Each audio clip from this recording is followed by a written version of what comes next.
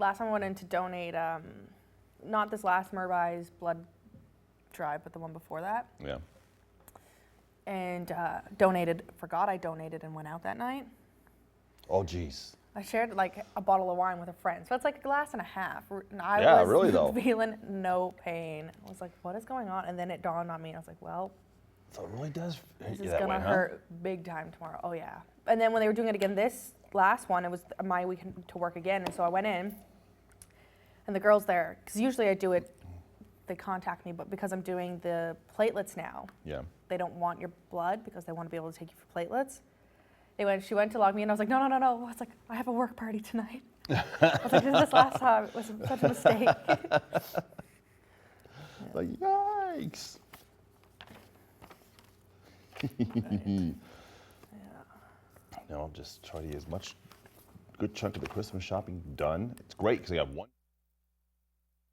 They'll be taking part in a floor routine, beans, pommel horse, and more. Make sure you're on your feet and being as loud as you can because we are looking for the Newfoundland Chocolate Company fan of the game and the Boston Pizza Bro of the game.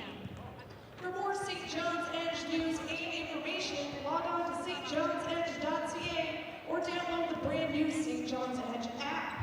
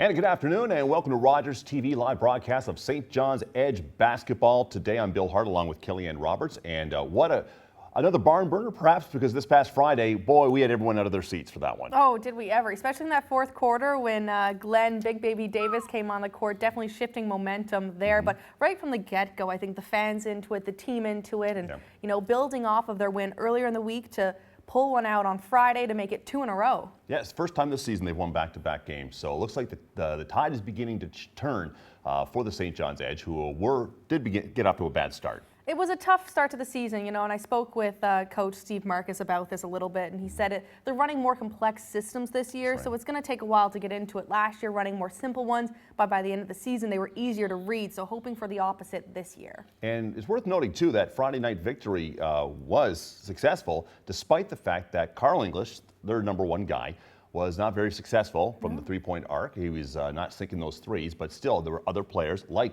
Mojo Sr. who were stepping up. You could definitely say it was almost the Mo Jones show, really. Yeah. I mean, he had a double-double on the game, and you know, Carling is still putting 15 points up, but like you said, only hitting 2 threes in the game. So they're going for another win, going for 3 straight this afternoon at mile 1. So we're going to turn things over now to the play-by-play with the call. Strap yourself in. This is going to be a great day of basketball on Rogers TV.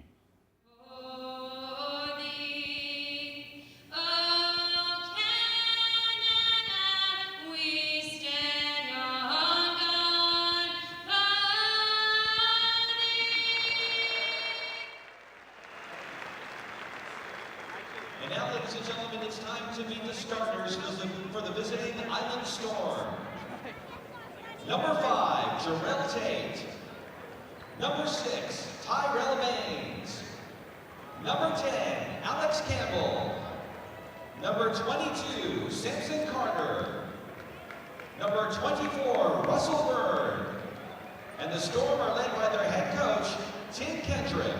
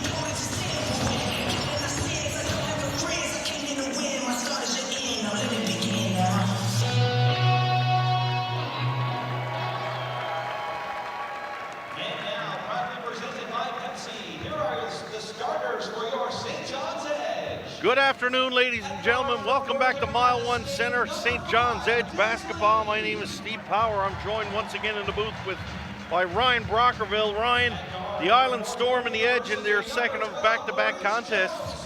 The Edge coming out on top on Friday night. Two of us talking off here. We both expect a little bit of a different game here today. Go ahead and tell the folks what we mean by that. Yeah, I think both teams, clearly struggle from the field, especially shooting in game 1. I think we're going to see a lot more shots made here and possibly a much higher scoring contest. High scoring indeed. It was very, very un-edge-like the other night. The shooting percentage from the field, very low, but to take the good with the bad. We also saw all of a sudden the Edge's rebounding was fantastic the other night. Keith Roy Jr. was a beast underneath the boards. Yeah, and the Edge have a real size advantage here against the Island Storm. And you saw that on Friday night due to the fact that the Edge out-rebounded the Island Storm heavily. And I expect to see a similar fashion here today. So if the Edge can shoot a little better and the rebounding keeps up, that is going to make for a long afternoon for the Island Storm, I got to think. Russell Bird had a great game for the Storm the other night. Samson Carter, I thought easily was their best player all night long, and maybe the best player on the floor for both teams, till Maurice Jones decided to absolutely dominate the third quarter of that one. We'll be talking to Maurice halftime in today's show, so folks, stay with us after the half for an interview with Maurice Jones. Buddy the Puffin is all set, the Edge and the Island Storm all set. Week before Christmas, not a big crowd here this afternoon, to be expected, but still a good healthy, I'm going to guess maybe around 2,400 or so. That's for sure. I guess this crowd will be loud. And my last question before the tip-off, we going to see Big Baby today, do you think? Well, we thought we weren't going to see him in the last game. He made an appearance for a couple minutes, and I think possibly you might see a similar situation where he comes in, he plays a couple minutes. He's still trying to get his game legs underneath him. He hasn't played any, organized basketball in a little while. Last he played was in August in the Big 3 League, which is only half court. So I think it'll be some time before we see him in a bigger role with the team, but we might see him for a few minutes here today. Don't forget, folks, you can reach out to me live on Twitter. We're live and interactive here on Edge Basketball. My Twitter handle is @StevePowerNL. So by all means, let us know you're out there. We'll get your comments on the air. Edge in the Storm. That sounds better, Ryan. Check your mic there, big fella. Check. All right, here we go. We are off to the races. Keith Wright Jr. down underneath the boards in the lane. Wright trying to back off defender. English should get an open look. Medium range jumper. That one will not foul. Island Storm come away with it. Here's Baines. Baines. He's going to pull up. He can't get that one to drop. Good defense there by Wright Jr. And Des Lee going to take it and go away. Lee. Coast to coast like buttered toast. Des Lee starting things off for the Edge and dropping a bucket there. Back the other way. Lee equally as impressive on defense. Tate couldn't get by him there. Carter being denied on the inside by Junior Cadogan. Good defense on the inside by Cadogan. Shot by Baines to the outside. That one's not going to fall. Last touch there by the Storm. Good effort there by Des Lee. Lays it off for Cadogan. Cadogan misses the wide open layup, but Cadogan with some good stick-to-itiveness and holds on, but English comes up short. My goodness, that's an awful lot of hard work to come up empty, Ryan. Yeah, that's an unfortunate play there, but great hustle by Des Lee, getting the steal, getting up the floor. Unfortunately, Junior misses the layup, but Island Storm capitalize off to the early 5-2 lead. Junior Cadogan now for the Edge. Cadogan outside for English. English puts the ball to the floor. English looking to drive to the lane, guarded by Baines. English, tough shot there. All over him. Then English is going to commit the foul, and Carl trying to do a little too much here too early. Yeah, for sure. Forcing it a little bit there, but he's trying to find himself. He's trying to, trying to get himself going early in this game after struggling very early in the game on Friday night. Russell Bird now going to carry the ball up the floor for the Storm. Over for Campbell. Campbell to Bird to the outside now for Tate. Carter moves in. Carter, a decoy in the middle, kicks it back outside. Here's Russell Bird. Bird waiting for a screen. Bird kicks it to a wide open Baines in the corner. Baines, a shot, can't get it. Good rebound there by the Storm. Finally, Wright Jr. is there to pull it down. He's in some trouble. He's got to move it. Finds the open man is Junior Cadogan. Cadogan for English into the corner for Maurice Jones. Jones for three in the corner, and that's just what the doctor ordered for the St. John's Edge. Yeah, great job by the Edge there, getting out in transition. Extra pass by English, and great shot by Jones in the corner. Carter, he's upended underneath as Cadogan tripped. He fell into Carter. That foul will go against Junior Cadogan to the Edge. 5-5 here, early point of this first quarter. Mo Jones hits a big three ball from the corner, and the Island Storm, just like they did the other night.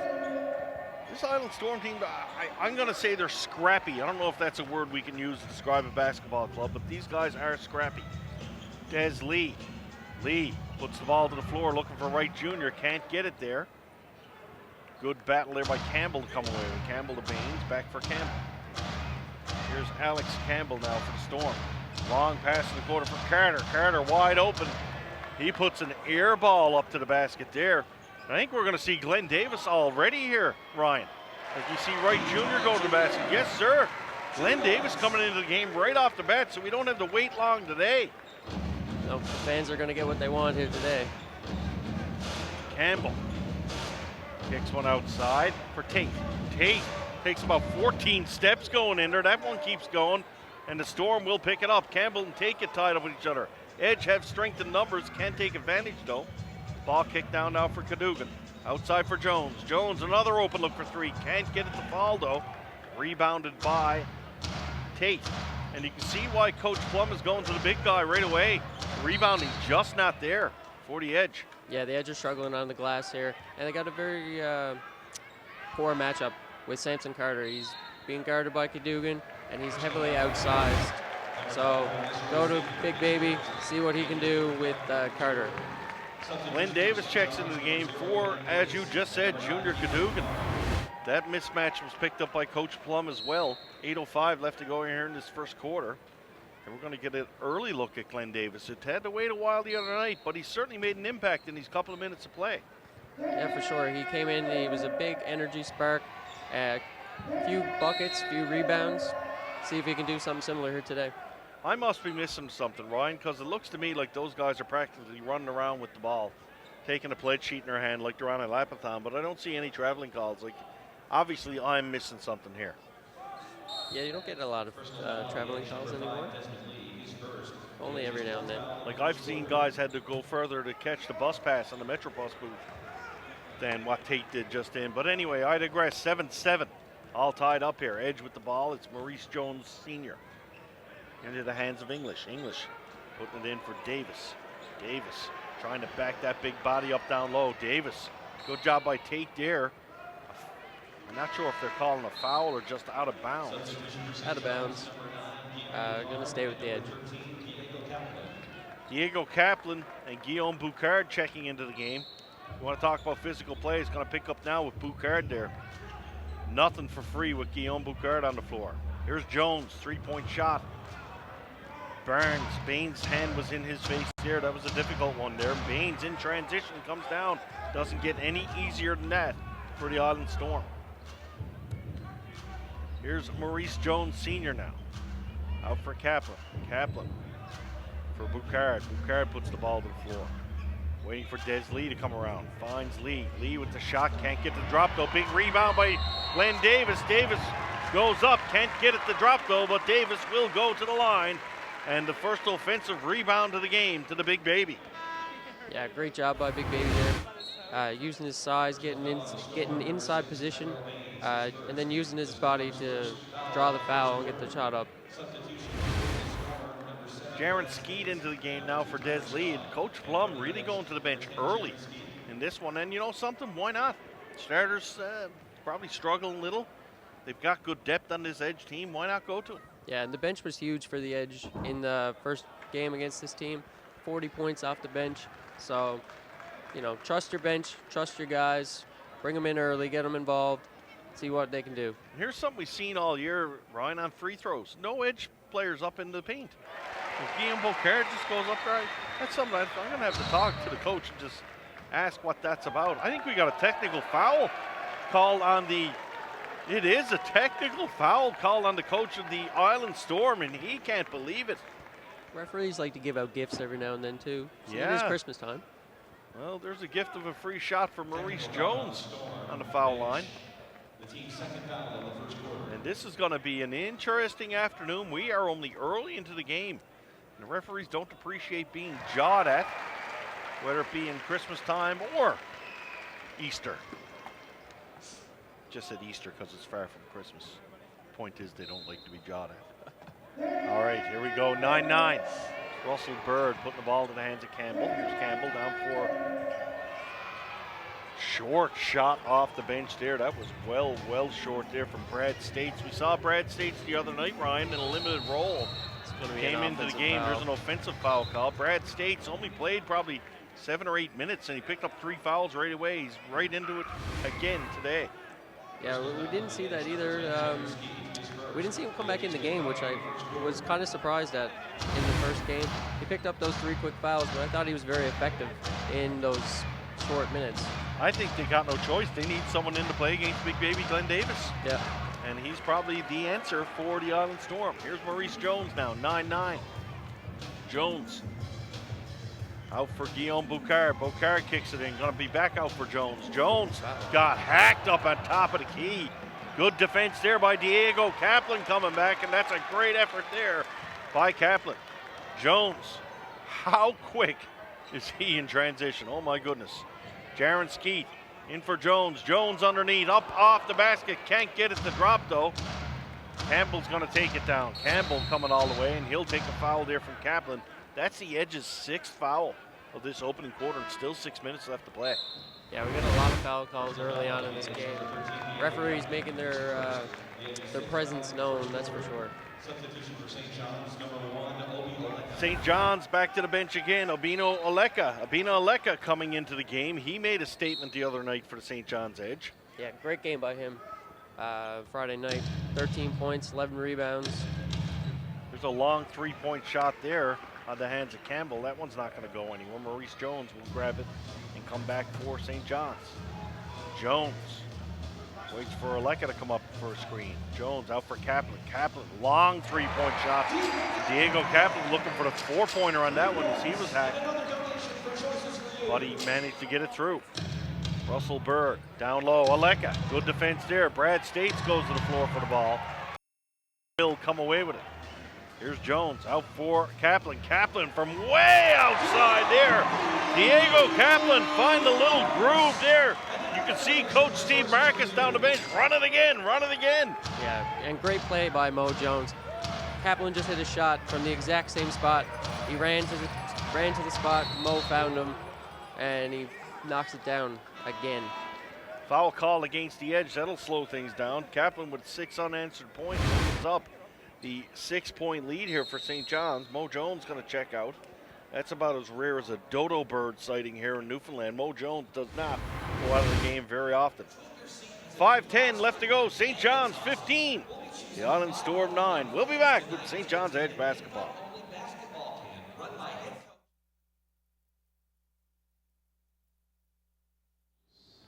All right, we'll go back to the action at mile 1 in just a few moments. Bill Hart, Kellyanne Roberts, as you know, Merry Christmas. We're off. We're off You're to taking a note from Steve Marcus there. Yes, who's not wearing the Christmas suit, Not I understand. tonight, I see. But so far, what do you think? Well, you know what? Needing more rebounding here. They were doing so well with it on Friday. I was really hoping it would translate into this game, but not as quickly as we were really hoping it would. But, making some early moves, Davis out on the floor, trying to generate that momentum for the team, and Kaplan putting down 2 threes back-to-back, definitely going to help the team out. Were you surprised to see Davis in the game this early? I really was. Yes. Well, we'll see how much this is going to change the tempo of the game. Keep watching because we have more action because we're just getting started here. We'll go back to the call now at mile 1 on Rogers TV.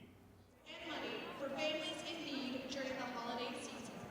Please leave gifts in the bins on the concourse and help out someone in need during the holiday season for your chance to win a trip or 2 to go see the Toronto Raptors.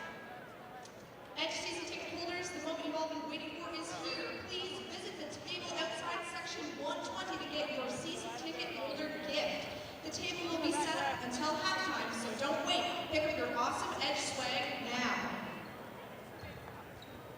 And we are back. Samson Carter going to go to the line for the Storm. St. John's in the bonus already. 5:10 left to go, and we were just talking off the air. Sort of curious what the Storm's coaching staff might have been upset about. I mean, fouls are 7-2 against the Edge right now. Yeah, unsure what he was really upset about, but whatever got him upset, he was steaming. Substitution coming into the game is going to be Dominic Schuler. He's going to give, looks like Samson Carter going to get a little bit of a break.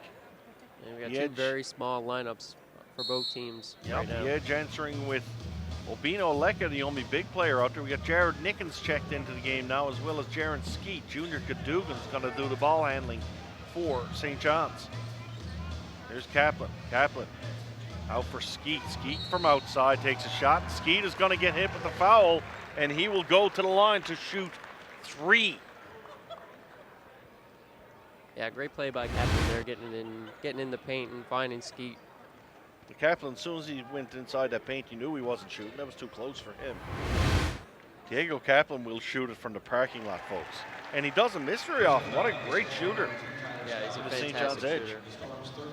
Edge. Skeet 1 for 1 from the line. A little bit of a Skeet chant going up here. He misses the second one. Going to try to make good on 2 of 3 here from the free throw line. St. John's up by 6.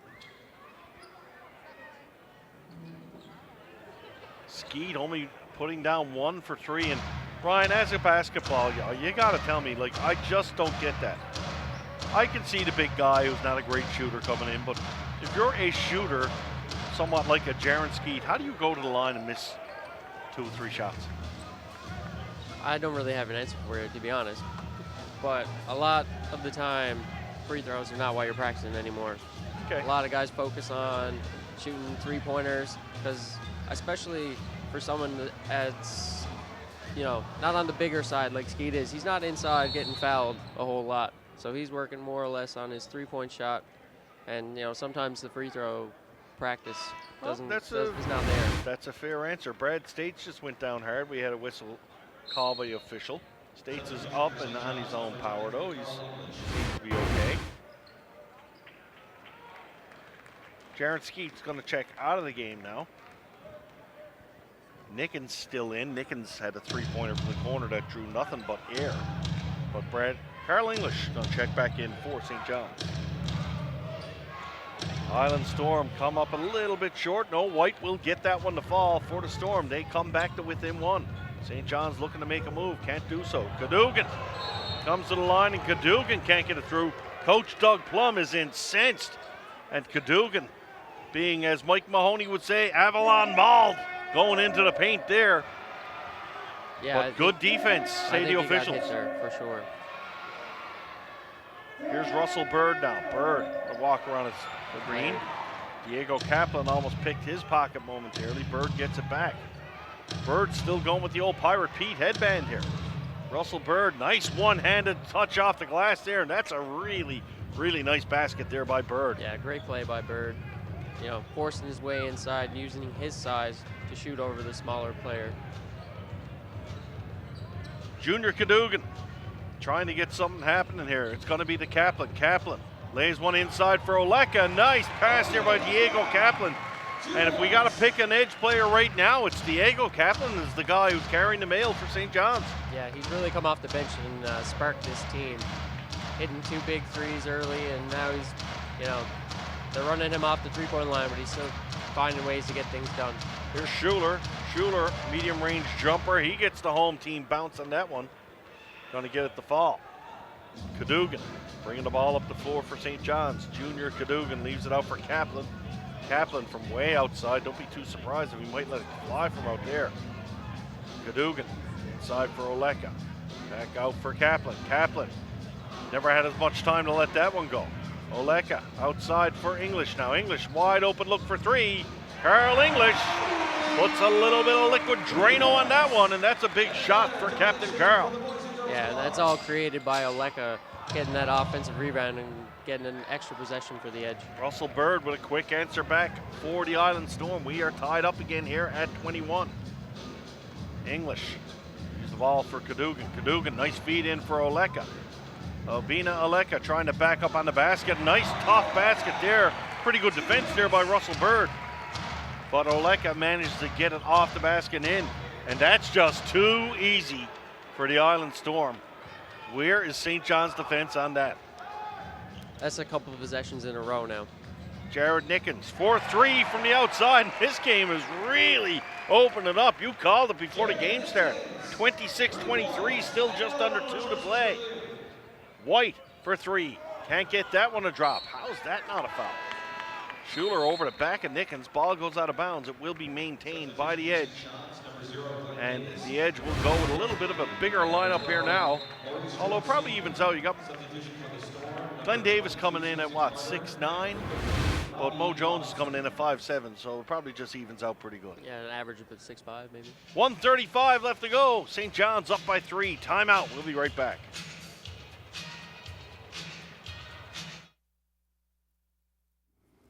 All right, we'll get back to mile 1 in just a few moments. Well, the threes are starting to drain. Are they ever? I mean, we were expecting this Friday night, but now it's afternoon Sunday threes. Apparently, Diego Kaplan and Carl throwing down and Jared Nickens. I mean, no question from outside the arc that this is where the team is going to be shooting for the rest of this half, is my guess. Yes, and it's good to see Carl English getting his rhythm. I mean, I know the game is early, and if you can get Carl English to find his stride early, this bodes well for the St. John's Edge. Oh, for sure. And I mean, they're still driving inside. Obina Oleka doing what he does best, and that's being in the middle of the key and putting down the rebounds. That's right. Let's hope this continues. Turn it back over now to Steve Power and Ryan Brockerville for the call at mile 1 as Edge basketball action continues on Rogers TV.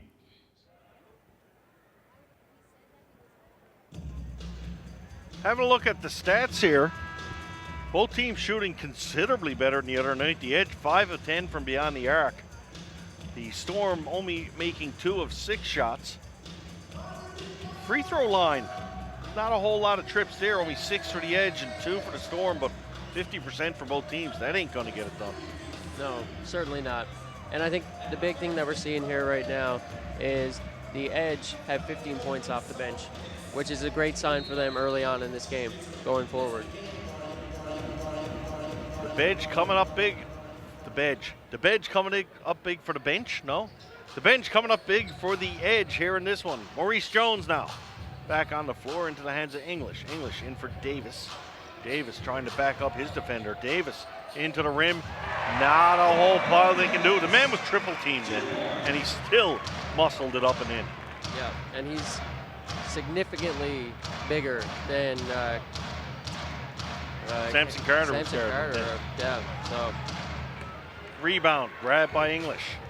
St. John's now up by 5, looking to make a little move. English just back into Davis, and once again, Davis this time was guarded by 4 players. That time he still managed to get it down. We've got a foul called. They're saying the basket counts, I believe. No. No? Ball going underneath. Okay. Carl was begging and pleading with the referee for an and one, but I thought he might have got it, but anyway.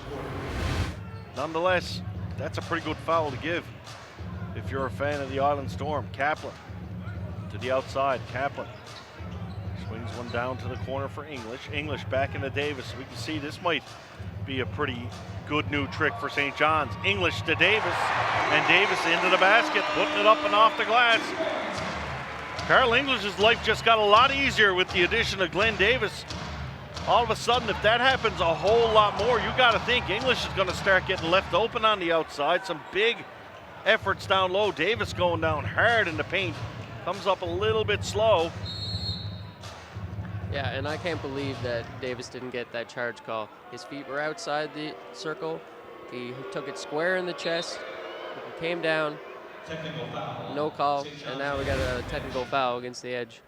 So both benches picking up a tee this half, and everybody a little bit ornery here at mile 1. Not much Christmas spirit going on this afternoon between the coaches and the officials.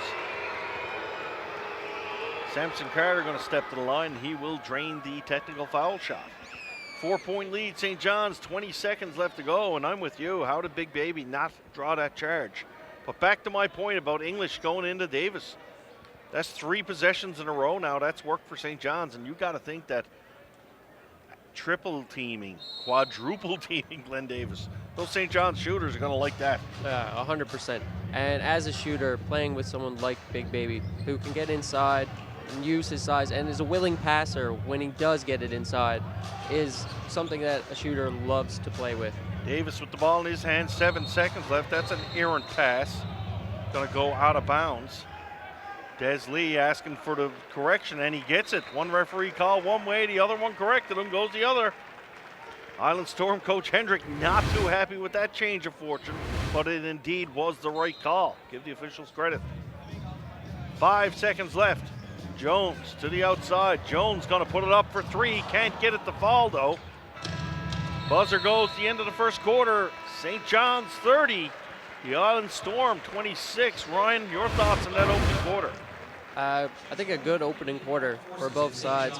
Not a lot of defense going on here, that's for sure. But like we said in the early goings, the shooting is much improved from the first game between these two teams. So, now it's time to buckle down, get the defense going, and, So there you have it. Sound like Bob Euchre a little there. It's like, okay, that's all I got.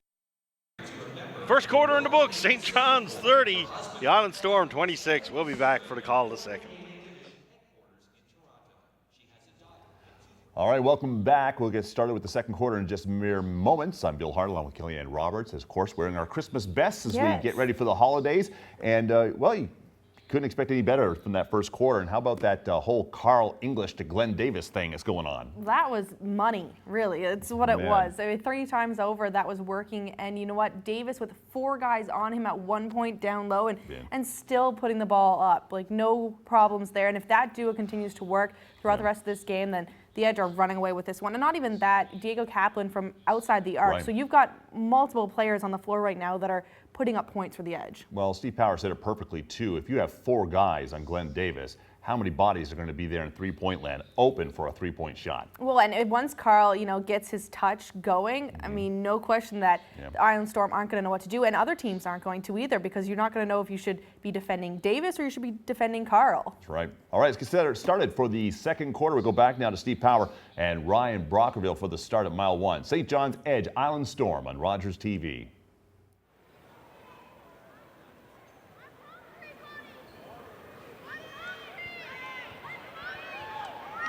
Talking about ugly Christmas sweaters, Bill Hart's really doing the job there today. I thought Kellyanne's was pretty nice, actually. But Bill, Steve Paco, you and Steve Marcus could have a little chat for sure. Second quarter underway. Edge, Guillaume Boucard into the hands of Maurice Jones. Jones for English. Here's English for 3. That's a tough shot there for Carl English. And he's starting to feel it now, Ryan. Yeah, last two shots have gone in now for Carl. Look out. Russell Bird, now Bird in for Samson Carter. Carter puts one up over Lee. That's a pretty poor shot there. Lee's going to grab that one, pulls it down. Des Lee. Lee all the way again. Big defense there from Schuler. Foul, though. Schuler did a good job at the block, but the foul occurred before. Des Lee grabbing the rebound. Down on one end, we see him going coast to coast again. I won't say like buttered toast this time. It was more like a maybe a strawberry cream cheese on bagel sort of thing going to the basket. But nonetheless, Lee goes to the basket. Time to check in on Twitter. And Mike Mahoney's really active today. Follow this guy, folks, at MahoneyNL. Give this guy a follow. He's pretty good on the old Twitter box. Reach out to us with your comments at Steve Power NL. Des Lee now to the line to shoot.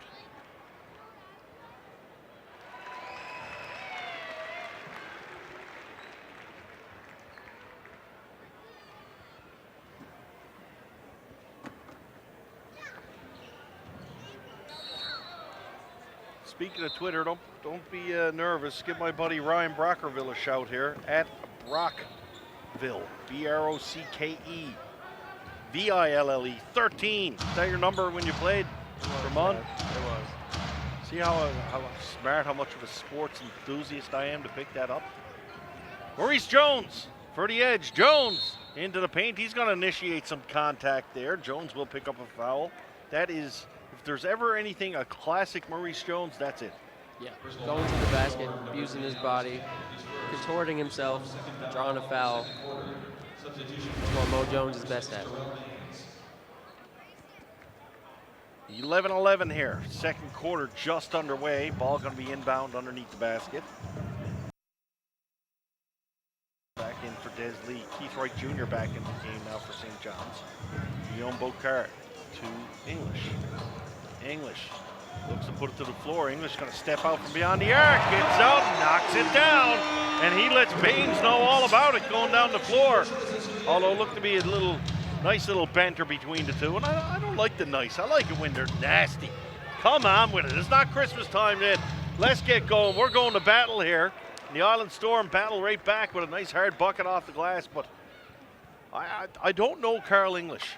I know he talks a lot on the floor, and I got to think he's one of these guys who don't mind if you're trying to get in his grill. That probably gets him going a little more. What are your thoughts on that, Ryan? 100%. I've played against Carl personally, and So do he want you smiling at him and congratulating you on the shot, or? No, he wants you to come right back at him. More of a like a Kobe Bryant kind of thing. You know, you're going at him, and he's coming right back at you. I like that. Twice as hard. I think it's good. Nothing wrong with it. Jones in for Lee. Lee into Keith Wright Jr. Wright Jr. backs off. Jr.'s going to get called with the charge there. And I tell you what, Samson Carter went down like he was shot on that one. I can't believe if Keith Wright Jr. could hit him that hard, I'm pretty sure Keith Wright Jr.'s buttocks could probably move a mountain. 37-29 in favor of the Edge here at the Mile 1 Center. Had to do some repairs on the floor. The sweepers down there sweeping up on the floor, and probably with the how hard Carter went down, they might have to do some structural repair to the building here at Mile 1. And if you think I'm being facetious, folks, you are correct. Russell Bird to the outside. Campbell going to stop, settle things down, puts it in for Carter. Carter no worse for wear after that vicious attack. Carter back up, out for Campbell. Campbell to the basket. Nice feed there by Campbell for Baines. English commits the foul, and that's some nice ball movement there by the Island Storm. Yeah, good play on the inside there. Campbell, as he does most often, getting in the paint, finding his big man, and gets the foul. Only 4 seconds left on the shot clock there, so the Edge did a pretty decent job of defending. One of the first times today. We got Davis back in the game. Glenn Davis played a lot of minutes here today, Ryan. I'm a little bit surprised at that. How about you? Yeah, I'm a little bit surprised as well. I didn't think we'd see him play this much this early, but he played very well Friday night in the limited minutes, so try to work him in the rotation, and he's playing well when he's in. Like they're finding him on the inside. The offense looks much better with him in the game. And I tell you what, one thing from my layman's perspective, just the big man wants to play. He don't want to be the show here. He wants to get involved and play. And guess who else came to play today? Carl English knocking down his third three of the afternoon there. Here's Campbell. Campbell to the outside for Baines. Baines gets an open look. Might have stepped over the three-point line. Only got 2 on that one. Maurice Jones going to take it down the floor for St. John's. English outside. English got the pick from Davis. Little pick and roll there. Davis went down, and strengthened numbers on this rush for the Storm. Can't come away with it though. Good job there by Carl English on the defensive boards. The veteran battling on that one. Des Lee goes up. He can't come away with it. Campbell grabs the rebound. Both teams coming up empty on their last offensive forays. Here's Tate. Tate is in. Good effort there by Glenn Davis on the defensive side of the ball. Jones in for Boucard. Up and in for the and one, and a great play all around by the St. John's Edge. Guillaume Boucard gonna go to the line to finish the play off. How about Glenn Davis on that defensive play? Yeah, better move by Glenn Davis, knowing where the pass was going to go. Got to the spot, picked the ball off, and the Edge go the other way. And great team play, great ball movement. And see if Boucard can finish off this three-point play here. You know what else is another veteran play? Glenn Davis, after he made the steal, he hasn't moved more than 5 feet. He's like, I'm too tired for that. I'm just going to stay here, big fella. You need me, you know where I am. Yeah, he's like, I did my job on defense. I got us the ball back. Here's Campbell. Campbell out for Bird. Bird ball to the floor. Bird with some separation now. Bird pick and roll with Carter. Carter comes in, does foul away on the floor, away from the shot. 10-point lead here in favor of St. John's. Personal foul on the Edge. The number 5, Desmond Lee, his second. Des Lee going to pick up his second foul of the afternoon. Substitution for St. John's. And Coach Plum looking to go with sort of a, if he's going really big, it's Wright and Davis as the arrow on the floor now. This is probably the biggest lineup we can see for St. John's with the exception of Satnam Singh. Davis puts the ball in the hands of Cadogan. Des Lee back for Cadogan. Cadogan drives the paint. Can't get it up and in though. Russell Bird's there to pick it up. Here comes Bird. Bird, nice pass to a wide open Samson Carter. Carter's gonna pick that one up and knock it down. Cadogan, slow things down. Let the big fella get up and get involved in the offense here. Cadogan outside for Lee. Lee in for Davis. Davis back for Des Lee. Des Lee gonna try to stop and ascertain the situation. Lee gets mauled going into the paint there, and he will pick up a foul. Likely not gonna be going to the line, or will he?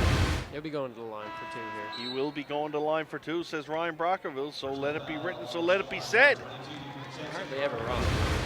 There you go, you heard it here first. Ryan, that's all right, Ryan. If you're hardly ever wrong, I'm wrong enough for everybody up in the booth, and that includes all the camera people and everyone.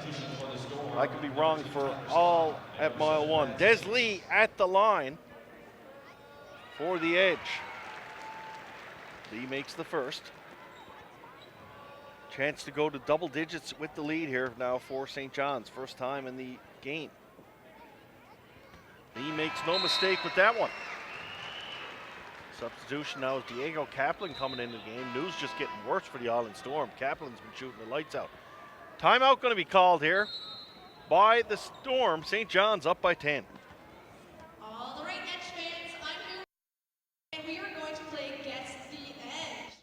Well, when one big guy comes out, another big guy comes in.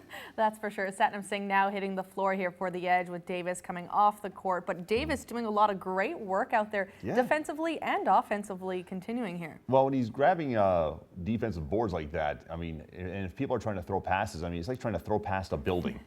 You know, if you've got yourself a football or a basketball and you're trying to throw it, if you can't get it over, you try to get through, it's not going to happen. No, and you know what? The best part about Davis there, finding the outlet to Maurice Jones, then continuing that play up the floor, but, you know, really looking for that outlet pass as soon as he's getting the ball. He's not necessarily taking those first few dribbles. He's trying to get it to a man who's going to move it quickly up the floor, which is key for the Edge if they're going to continue to build on the lead they have right now. That's right. All this, and Carl English has found his groove from three-point land, so looking good so far. Stay here. We're going to continue with the play-by-play now. We go back to Steve Power and Ryan Brockerville on Rogers TV. So go meet them and get a picture taken. It only comes around once a year, and now is your chance.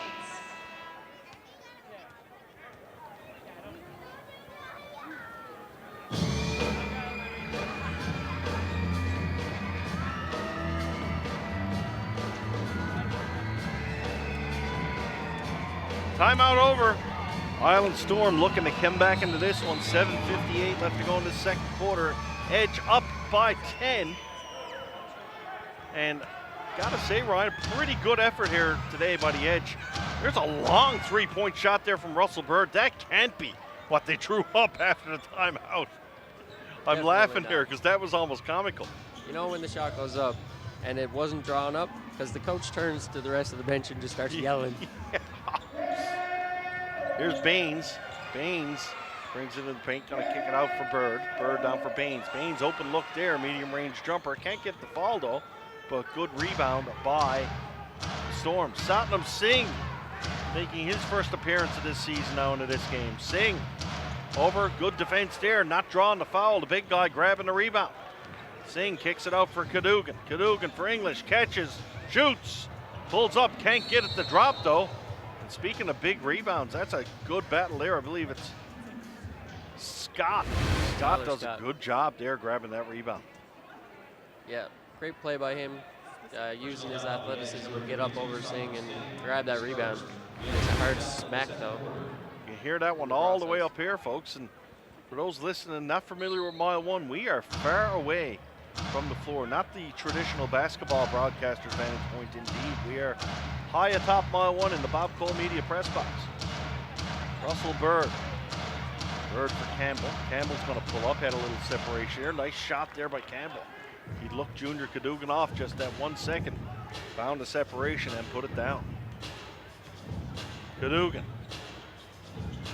Whoa, how is that not traveling? Cadogan puts it in for Singh.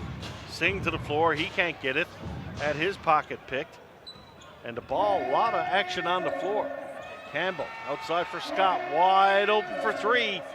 And Scott, wow, what a fortuitous bounce he gets there. Not one, he got about 3 bounces on that one. He's got a lucky penny in his shoe or something. Absolutely.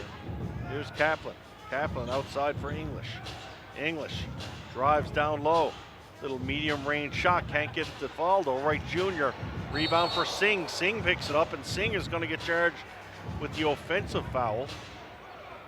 Waving those big arms around. Singh gets called. 44-39 now. The Island Storm making a little bit of a move here, trying to get back close.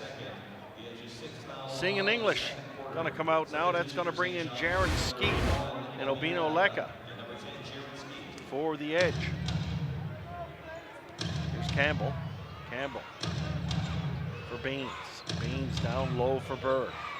States back into the game now for the Storm. States goes in. He will get the and one. And what a nice move being made here by the Island Storm, Ryan. Yep, pushing back into this game here. Great take by States to the basket and drawing the foul and finishing it off. Looked like the edge might be trying to find a way to open it up, but full marks to the Island Storm. Down by 10, all of a sudden now a free throw away from just being down by a couple. States not the most graceful three-point shot there. Frankly, wasn't close to the basket. Still a one-possession ball game. Jaron Skeet to the outside now. Skeet to Cadogan, back out for Kaplan. Kaplan for three. Diego Kaplan, almost perfect from the field this afternoon for St. John's. He's 3 of 4 from beyond the arc. Good defense inside there. The big man, Keith Wright Jr., going up and doing the job. Here's Cadogan to the corner again for Kaplan. Kaplan misses that one. The place might have went up if he had to make that. Yeah, for sure. And Kaplan's been shooting the ball really well in this game. And I was hoping that they were going to find him in transition. Great play by the edge there to find him. Unfortunately, he doesn't make it. And, you know, the Storm go the other way. And Cadogan fouls, trying to stop the break, but the Edge are in the bonus here, so Bird's going to go to the line for 2. This is the second quarter in a row now to St. John's Edge in the bonus with over almost half of a quarter to play. St. John's very, very physical here this afternoon. Russell Bird going to go to the line.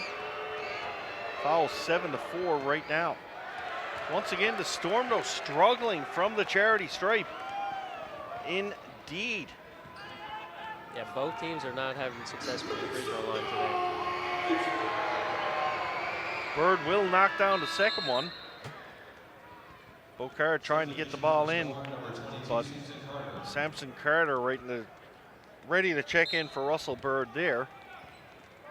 Mo Jones back into the game. Jones went off the floor. He was limping the last time off. No one seemed to notice that, but Jones doesn't look any worse for wear right now. Here's Jones, certainly not worse for wear, and that's a pretty acrobatic move going in. Maurice Jones Sr. Wow. And just when the Edge need a basket, Mo Jones comes in and delivers. Here's White. White trying to get some separation from Jones. White outside for Carter. Carter guarded by Cadogan. This was a good matchup for the Storm earlier. Obino Leka under the basket. Big battle down low.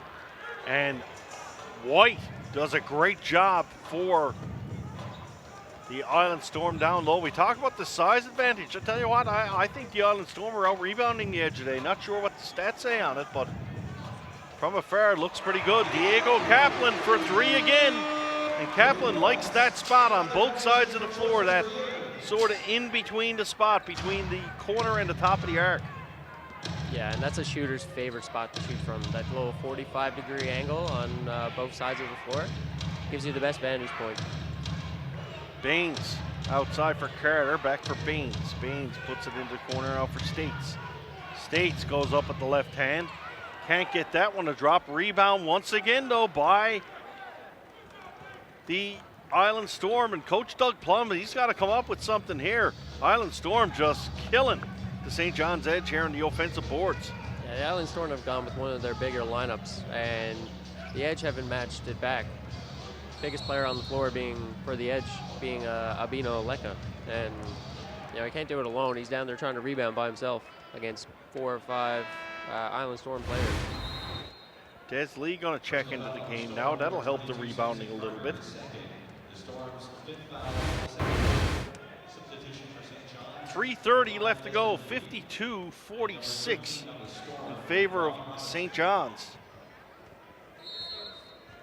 Just gonna try to check in with the stats here while we have a moment. Play back into continue. Now here's White. White, good defensive play there by Mo Jones. Jones very, very quick there.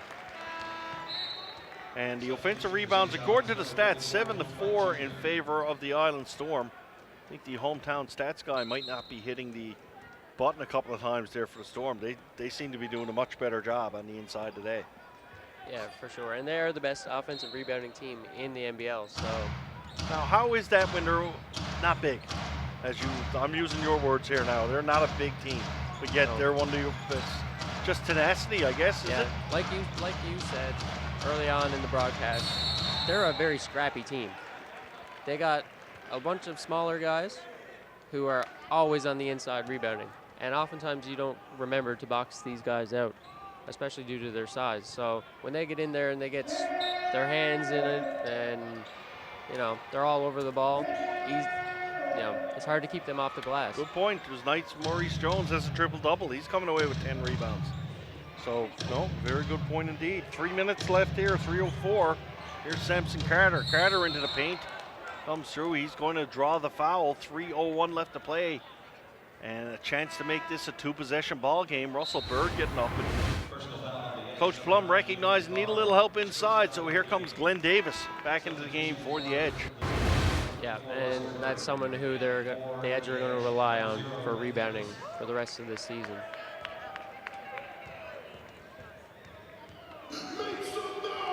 Carter from the line. He manages to knock down the first one. 52-47 here in favor of the St. John's Edge.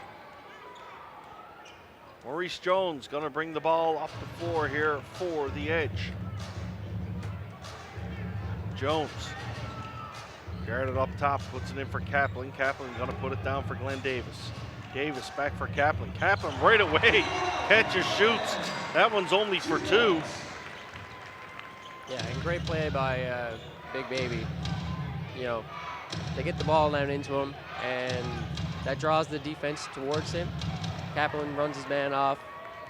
Big Baby hands it off, and he's shooting the ball lights out in this game. So speaking of rebounding, Maurice Jones just did a great job of boxing out. Grabs the rebound, kicks it up the floor, puts it for Kaplan. Kaplan comes up empty in that shot, though. Here comes Bird now for the Storm. Bird out for Campbell. There's a long shot for three.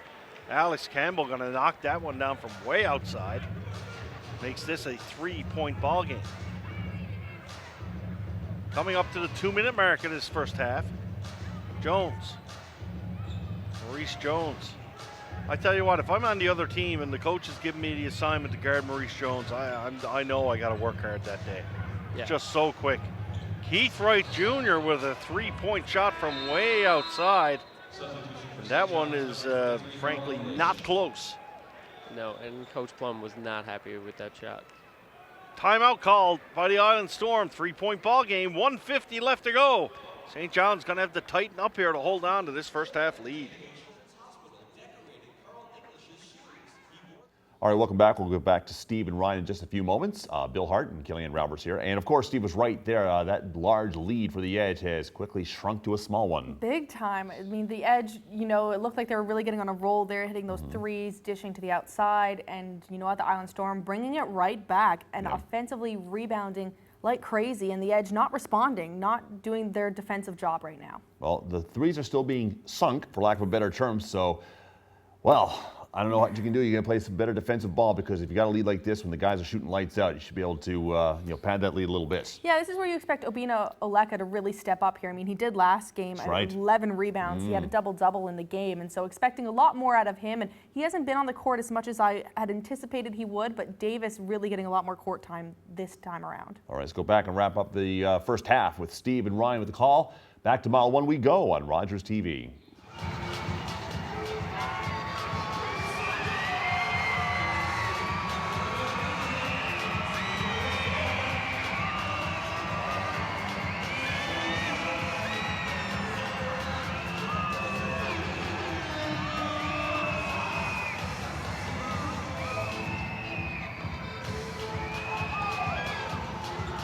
last time we had a timeout, the Island Storm came out and Russell Bird tried to put a shot up from Sobeys. I don't think that's going to happen this time. Coach Hendrick really hammering it home to his players during that timeout. They want to tie this game up before the half, you got to think, Ryan. Yeah, for sure. They want to get a good possession here. I'm sure Coach drew up a play here in the timeout, and they're going to try to run it. Here's Campbell now. Campbell drew up a play, but that certainly wasn't it. Campbell and Baines got a little crossed up. Baines under the bus there. That was Robinson. Robinson coming in off the bench, getting a little out of sorts there. Here's Jones. Jones for English. English had to catch that one a little low, puts it in for Davis. Davis backing up Carter. Davis comes down low. Davis can't believe he wasn't fouled there. In transition, whoa, there's a big hoop there by Baines. In transition, I said they were coming, and they were coming indeed. And here's another opportunity, chance to take the lead for the Island Storm. Samson Carter, and he indeed does so. And St. John's, Ryan, St. John's has just gone to sleep for the last 5 minutes here. Yeah, I don't know what they're doing here. Offensively, they're out of sorts. Defensively, they're not guarding anyone. And they're giving up a lot of transition baskets. Jones outside for Lee. Lee fakes one way, gets looking. Des Lee knocks down a 3 ball. They needed that one. Yeah, big shot there by Des Lee. The Edge desperately needed a basket there. Russell Bird from way outside comes back and answers. I tell you what, looking at the PEI coach, I believe it's Hendrick, he is into this one. Oh, yeah. And his players starting to feed off his intensity now. Yeah, and I've played against Coach Hendrick a bunch of times. And he is always up, always screaming, always into the game. He's often more into the game than a lot of the guys on his team. Maurice Jones, he's going to draw a foul on the outside. Only 3 seconds left on the shot clock. Does that reset, Ryan, now that the foul was called? Does that go to 14? Yes, it should. So the Edge will have the full 8 seconds left here in the opening half. Jared Nickens going to check back in as another shooting threat for St. John's. Not much of a big lineup, so we got to expect, unless it's going to Wright Jr., you're looking for English or someone like that on the outside. Yeah, I think you put the ball here in Mo Jones's hands and you let him create something out of nothing, which is what he is really good at doing. Little sweeper on the floor here. Sweeper jumping into action. There's Andrew Hatfield of Mount Pearl doing a good job out there. You just know everybody, don't you? I do. Well, I like to think I know, but I'll give a shout out to your nephew when he's on the floor sweeping up, right? Fair enough. 8.7 seconds left. Jones in for Wright Jr., and that would have been some play to finish it off. Although it backfires, and a chance for Carter to come down, and Carter almost knocks it down. And who would have thought, Ryan Brockerville, that with 6 minutes left in this second quarter, St. John's up by 10 and looking to be in total control. I think right now the score stands 58-57 for the Island Storm. The Storm have not led since the first or second possession of the ballgame. No, and the Edge did really well starting off, getting out in transition, playing good defense, and knocking down shots. But in the last 5 minutes of that second quarter, they went to sleep. Like you said, they went to sleep. Their defense was lacking. Their offense was, there was no movement. There was no ball movement. They had such a hard time scoring. I expect that Coach Doug Plum to really lay into his guys here, and we're going to see a different team in the start of the third quarter. So there you have it. Only to be a fly on the wall in the dressing room, although if the fans are quiet, we might hear it up here. After the first half, the Island Storm, with the slimmest of margins, they lead the St. John's Edge by a score of 58-57. Welcome to halftime. Thank you, Steve. Thank you, Ryan, Bill Hart, Kellyanne Roberts, donning our Christmas best because this is Doing the our season. best, yes. And I'm telling you, I guess the Edge are taking this whole giving thing a little too far. Yeah. especially in the second half of the first half here. I mean, the team, they were rolling. They were doing so well. They had the touch for the outside threes and everything, and I don't know where it went to, but defense disappeared, offensive rebounds disappeared.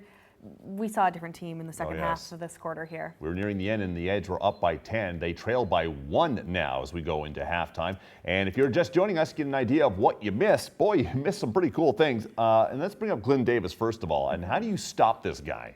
I don't think you do. I mean, a 6'9" frame, NBA experience, you know, and great work here by Carl. We talked about this. Carl and Davis, this teamwork they have going on here, this duo is.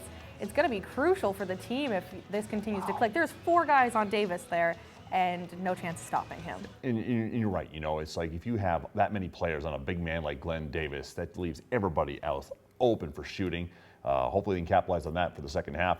Now, 3-pointers, that's going to be the bread and butter of any team that's going to win in this league, and they were dropping early here for the Edge. Oh, big time. I mean, this play here, just watching the move that Jared Nickens pulls here to get inside the key and then dishing right outside to Diego Kaplan, who he knows has the touch at this point in the game. And I believe that was his 4th 3 that he dropped. But just coming inside, he easily could have went up there, potentially drew the foul, but decided to go outside to hit that 3. And, you know, that extended the Edge's lead early there, but now that's diminished quite a bit. Yeah, it was nice to see how they drew the defenders in. I mean, it's like, you know, that's a great formula. That's what you want to do, and that's what you kind of have to do.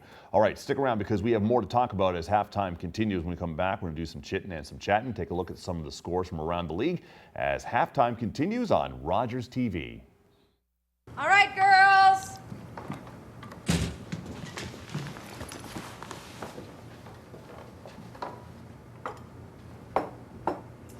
Mom, you said it's played again.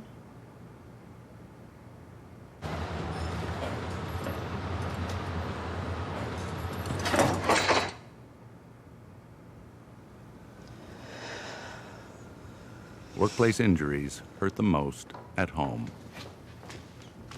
Focused on quality and convenience, there isn't much you won't find at Marie's Mini Mart. Home-style breads, sandwiches, plus a variety of artisan breads and delicious single-serve desserts available exclusively at our Frecker Drive location. Marie's Mini Mart, with 25 locations wherever you go, there we are.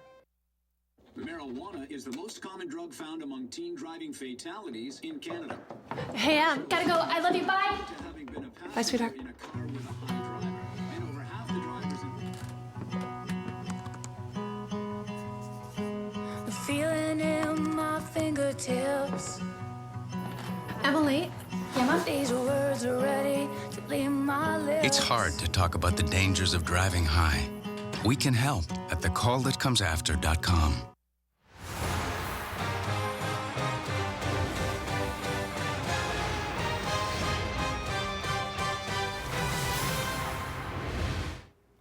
Welcome back to Edge Basketball on Rogers TV. We have the Edge trailing at halftime, 58-57 to the Island Storm of PEI. And taking a look at some of the scores around the league later on today, this afternoon, about less than half an hour's time, Halifax is going to take on the Sudbury 5.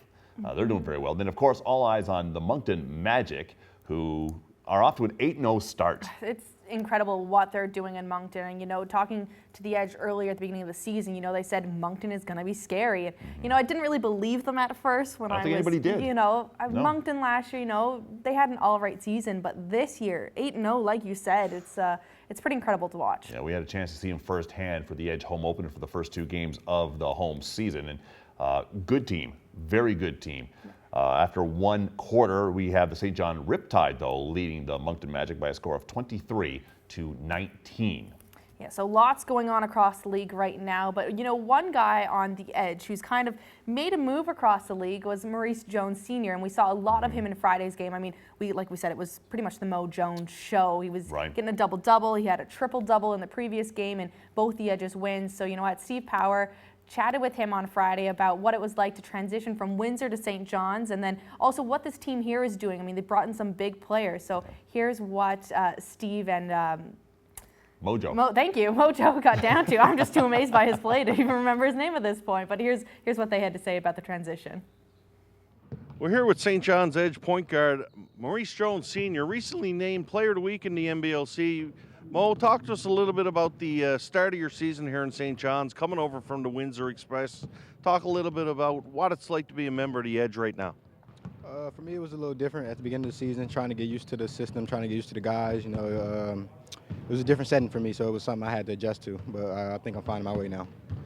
You talk about the system. How much of a challenge is it when players are moving in and out of the lineup? And it's something we're new to basketball here in St. John's, but we've seen it already.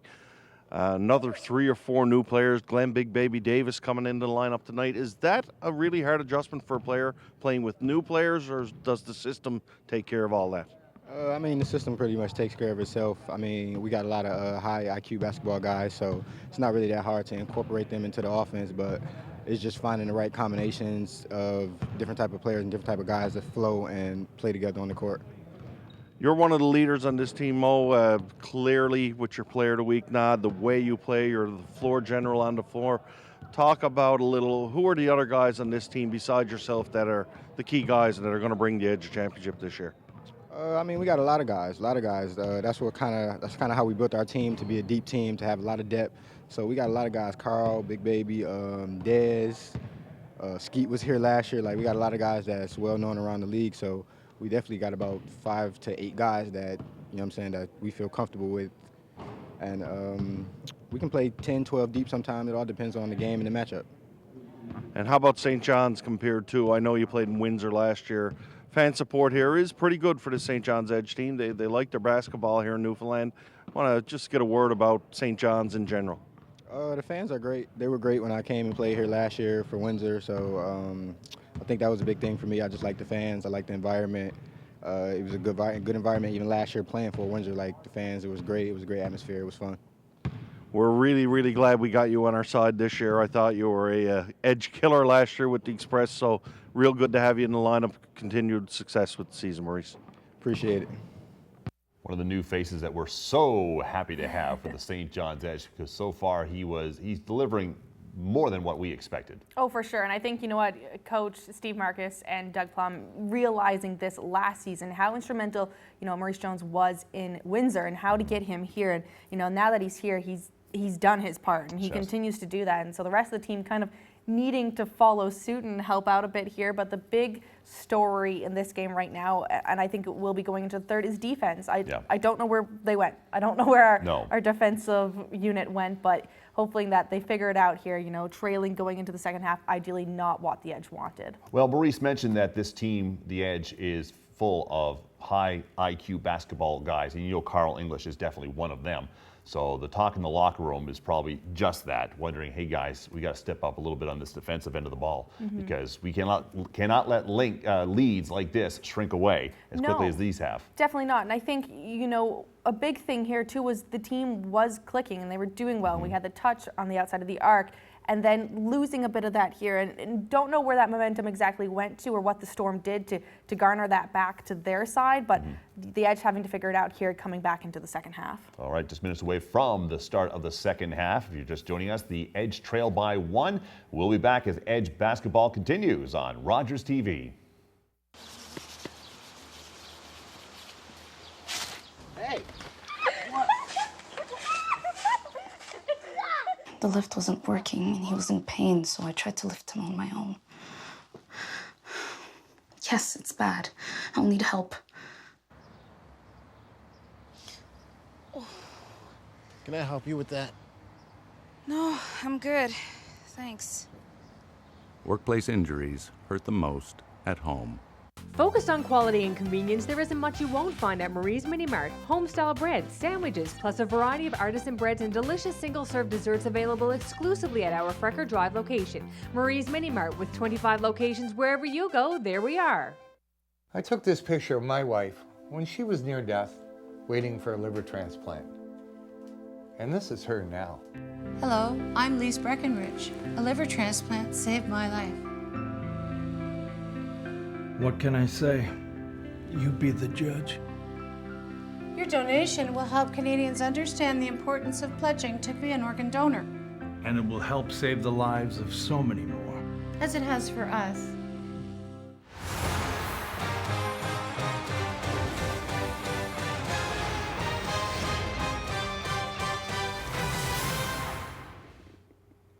All right, welcome back to halftime coverage here on Rogers TV. Edge basketball, Bill Hart and Kellyanne Roberts. With the win on Friday night, the St. John's Edge improved their record to 3-6. So that ties them now with Kitchener-Waterloo for third in the Central Division.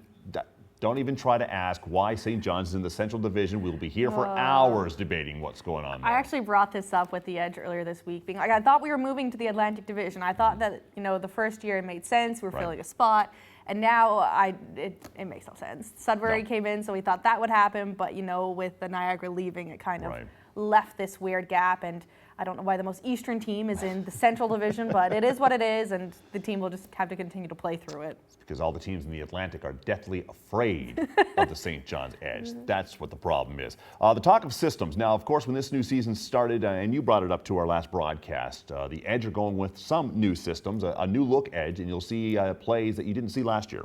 Yeah, and a big reason behind that, and speaking with Doug and Steve about that, was that last season where they didn't have that much time to get a team together and have all their players here and their pieces together, that they decided, let's stick with the basics, let's stick with simple systems, let's get it down, let's get it so that our teams can be putting up points and winning. And that's exactly what happened for the Edge. But the problem with that, and I've said it multiple times now, is they were easy to read come playoffs. And London did exactly that in the playoffs. And you know what? This year, the slogan being unfinished business, well, a big part of that will be these complex systems coming in. So we should see the Edge's standing really improve over the next few games, now especially that all their pieces are here. And a big part of that is Big Baby Davis. And stress on the big part of that. The man is like a truck.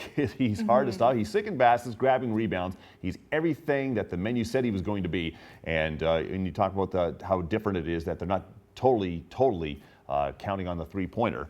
They're going in rebounds, and they're getting those easy 2 points, and they're not turning the ball over, which they did a lot of at the beginning of the season. Right, and I think a big part of this team as well too is on Glenn Davis, and he's coming into this league with 8 seasons in the NBA championship, and over 1,000 games there, but Obina Oleka also had a debut this weekend, and he put up a double-double. And tonight you've got Carl English and Diego Kaplan leading the team right now in points. So everyone is stepping up. We just need to continue to do that into the second half here, and everyone to come back defensively. And they say defense wins championships. So let's hoping that transitions more in the second half here. And we talked earlier about basketball IQ. I mean, imagine how much IQ that Glenn Davis brings with all of his experience. I mean, look, when you face the NBA playoff grind of winning a championship with the Boston Celtics, there are players on this team that there's so much. They're going to be like sponges soaking up what he knows. Yes, and I mean, he has the playoff experience as well, not just with Boston, but also in Orlando, where he put up 19 points a game. That's what he averaged in the playoffs, which is just remarkable alone. If he can do that in the regular season here, then it'll be huge for the Edge, just like these three-pointers have been so far in the first half. All right, just minutes away from the start of the second half. Just a heads up that the next action for the Edge, you won't have long to wait. They're going to be taking on the Sudbury 5. They're in town this Tuesday and Wednesday. You can get your tickets at the Mile One Center box office or mileonecenter.com. And then after that, my gosh, they're not home again until well into January of 2019. Six-game road trip. And you know what? That's the other thing about this team is they really have to adjust to the home and away and, getting used to the road. But by the time you get used to it, you're back. But they're doing a good job of it right now, especially with that first road win and now the first home win. So expecting to see more of that here in St. John's. Well, maybe this is the road trip. It's just what the doctor ordered because when you have new players coming in, you need a good bonding experience, and nothing bonds a team better. As you will attest to, you're a college player. You know road trips is a great bonding experience, a chance to get to know everybody and get to feel each other out a little bit, and you're all set to go. All right, we're going to turn things over now. Back to the play-by-play is where we go. Steve Power and Ryan Brockerville. Off we go to Mile 1 between the St. John's Edge and the Island Storm on Rogers TV.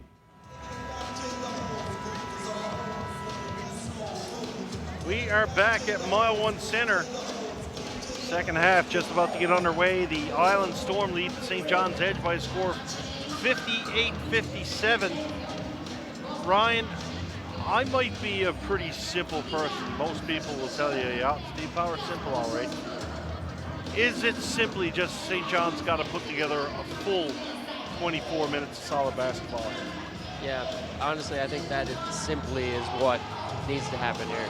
From the start of the third quarter to the end of the fourth quarter, you need ball movement on offense, get out in transition, and you need solid defense. And I don't mean to sound disrespectful to the Island Storm if it is coming across that way. But if St. John's puts together a full 24, I just can't see how the Storm stays with them. I think they go away with this game. They've just got too much talent, but the Storm, they're hard to play against. As we said earlier, they're scrappy. And right now, the last 5 minutes of that opening half, the Island Storm looked to be simply the better team. Yeah, and it comes down to these little hustle plays that are going the Island Storm's way because they're outworking the Edge right now. Defensively, they're getting into the Edge, they're making it tougher on them, and they're moving the ball on offense and finding ways to score. Even if it's not on the first shot, they're getting the offensive rebound and then scoring that way. The old saying, hard work beats talent when talent don't work hard. That comes into play here indeed. English and Bird had a little get going, and listen, that's what I want to see out of Carl too. Get Spidey. Is that a Newfoundland term? Spidey? I think it is. Get Spidey. Get pissed off. Get into it. Nothing wrong with it. You get Carl up, that feeds to the rest of this Edge team, they're going to be okay. Here's Jones out to English on the side. English for three. Just right where we left off. Carl getting a little Spidey, knocking it down. Yeah, and he let Baines know it on the way down the floor too. Here's an interception here by Jones. Jones coming all the way down. Jones finger roll for two and one. Maurice Jones Sr. picking right up, and that's right from the defensive play of Carl English. He got tied up with Russell Bird, and Bird's got a good point here. You see Bird going after the official. Carl pretty much lassoed him coming in through the paint. A little veteran move away from the ball, a little grabbing, a little holding. Nonetheless, that's a quick 6-point swing in favor of St. John's Edge. And English and Bird are still going at it away from the ball. Yeah, and they've been going at it all weekend. It's been a matchup that's been having a lot of pushing, a lot of shoving, and two former teammates. So Bird's got a little bit to show.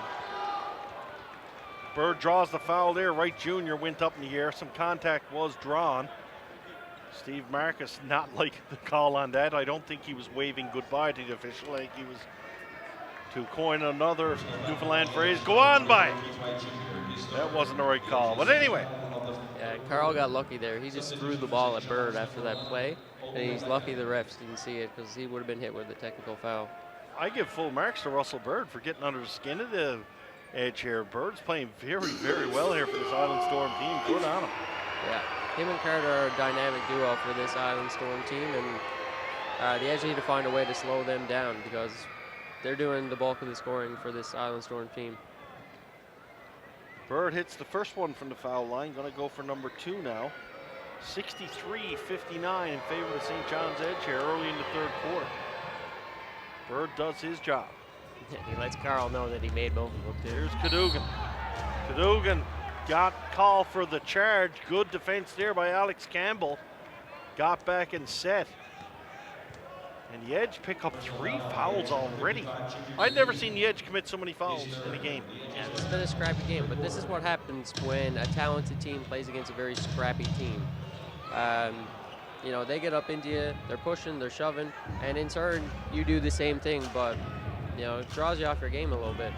Russell Bird just knocks down a 3-pointer from somewhere down around Flat Rock. That one could have counted for 4.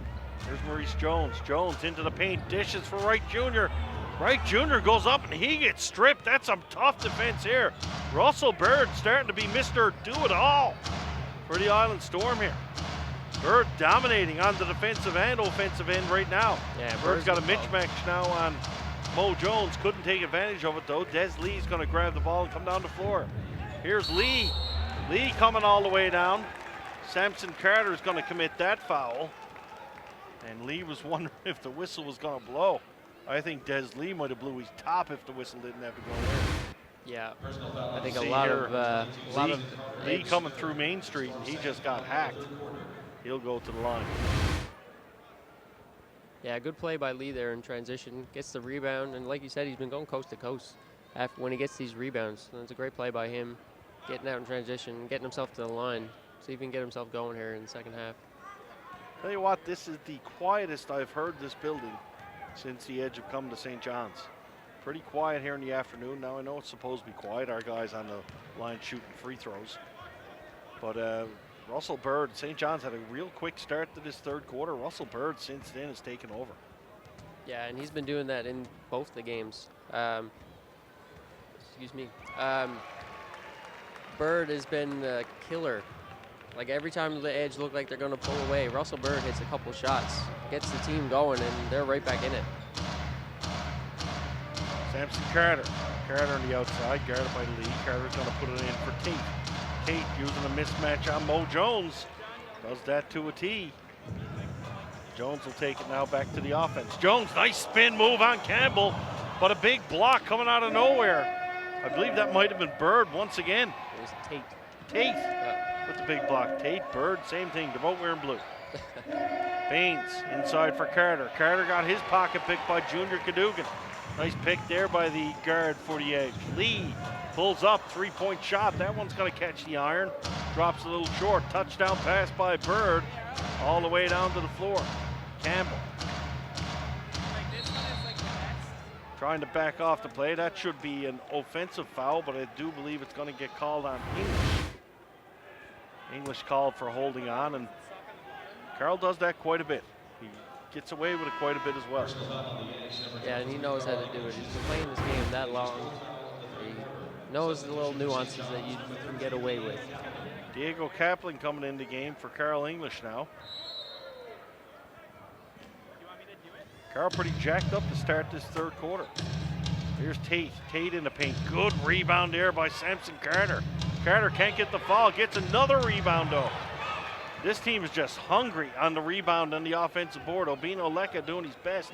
Gets it, fires it outside. Can't hold on though. Here's Bird. Bird comes in. What are we going to have? Foul or charge? What's it going to be? It's going to be a block. Block it is. You looked though. You cheated. Maybe a little bit. Okay, there you go. At least you're being honest. Not quite set in time. Blocking is the call. That's going to put Russell Bird to the line for the Island Storm. Russell Bird putting on a show here now, leading all scorers with 16 here in this one. Yeah, and he's doing a great job. He's doing it from all areas of the floor. He's scoring from the outside, he's scoring from the inside, and he's using the matchups that he's getting in the proper ways. When he's got a bigger guy on him, he takes the ball to the outside and he shoots from the outside. When he's got a smaller guy on him, like a Mo Jones or Diego Kaplan, he's taking them inside and using his size to score over them. Bird doing the job from the free throw line as well. He's 6 of 7 from the charity stripe. Mo Jones now for St. John's. Boucard back into the game for the Edge. Boucard getting around for Des Lee. Lee defended very aggressively there by Tate. Pretty easy call for the official there. Tate's just all over Lee. Yeah, just a little bit too aggressive there. But you know, you'll take that as a coach. You love to see the aggressiveness out of Tate. You know, he's up into his guy, making sure he doesn't get comfortable. English back into the game now. He's going to replace Des Lee. Here's Diego Kaplan. Finds a little room down the lane. He takes a drive down Main Street and lays that in for 2.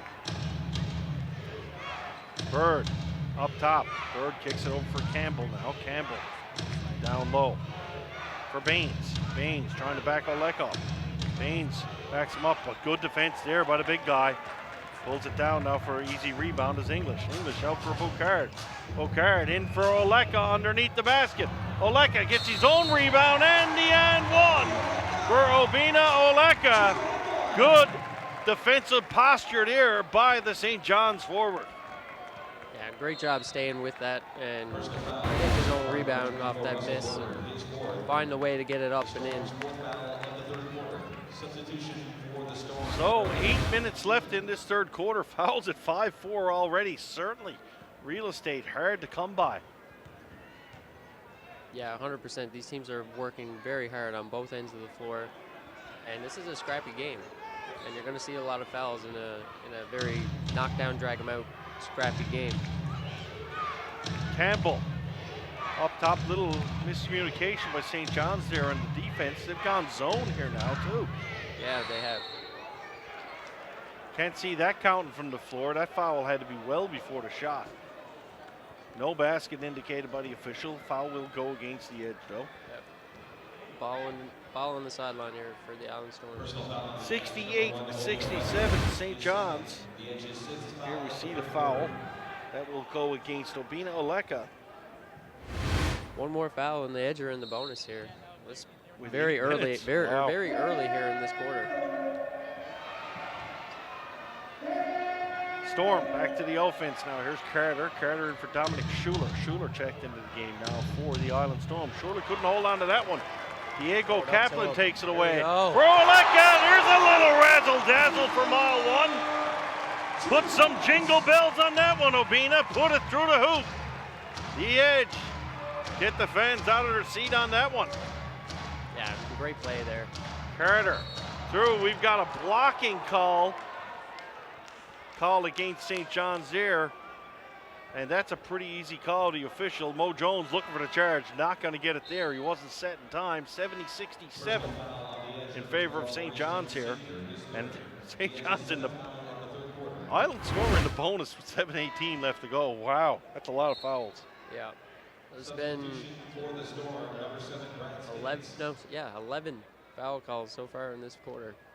My buddy Mike Mahoney going in the game, talking about the way Bird's playing this weekend is why he got brought in for the Edge last year. Yeah. He said so much foul play today with these play on words on Bird and foul. Well, boy, follow this guy. He's good. He's a beauty. That's a retweet for sure. 7:18 left to go. Campbell at the line. And an offensive rebound just about. He had the handle on it, couldn't hold on. Here's English for 3 from beyond the arc, and English will knock that one down. He knew as soon as he left his hands, he had it framed up. Campbell trying to answer back and does so. I tell you what, we talk about the Island Storm. They're really going after Mo Jones on defense. They're trying to match up on him and shoot it over him. Yeah, and Real smart. Yeah, and I think that's something the Edge are going to see as this season wanes on, is that Mo Jones, you know, he's a great player, fantastic, but he's very undersized. Diminutive. So, yeah, so a lot of teams are going to look to attack him on the offensive side of the ball. Ball kicked out for Campbell now. Campbell guarded by Jones. Jones real quick though. You got to be careful. He's so fast. Carter into the hoop. Carter, tough basket there for Samson Carter driving down the lane. He'll get it to drop. Here's Jones now. Jones in transition. Jones gonna stop and settle things down. Both teams playing a wide open style here once again. Jones back for Kaplan. Kaplan waiting for Boucard to come around top squarely. Boucard takes it now. Boucard, he's gonna put it in the paint. Boucard outside. That one's swatted from behind by Schuler. Only 4 seconds left on the shot clock here right now. Keith Wright Jr. back in the game now, taking the place of Guillaume Boucard. Edge gonna have to look at quick catch and shoot. Gonna be English. English needs to get it off before the shot clock goes off. Got it off, couldn't get it to drop though. Good defensive rebound there once again by the Island Storm. Yeah, and with 4 seconds left on the shot clock, you can't ask to get a better shot than that. Fortunately for the Edge, the Storm come down and miss. Offensive rebound though, grabbed by Dominic Schuler. Samson Carter is a beast on the boards there for the Storm. We got a foul call. I think this one's gonna go against Scott. Holding, certainly gonna be the foul. Too bad there for the Storm. They had a jump ball situation going. Yeah, I'm a little bit surprised if they got the foul call there. The Storm's fifth foul of the third quarter. Sometimes it's the way the cookie crumbles. Cookies are crumbling indeed here at mile 1. 75-73, Edge in the bonus already. Timeout called. 5:37 left to go in this third quarter.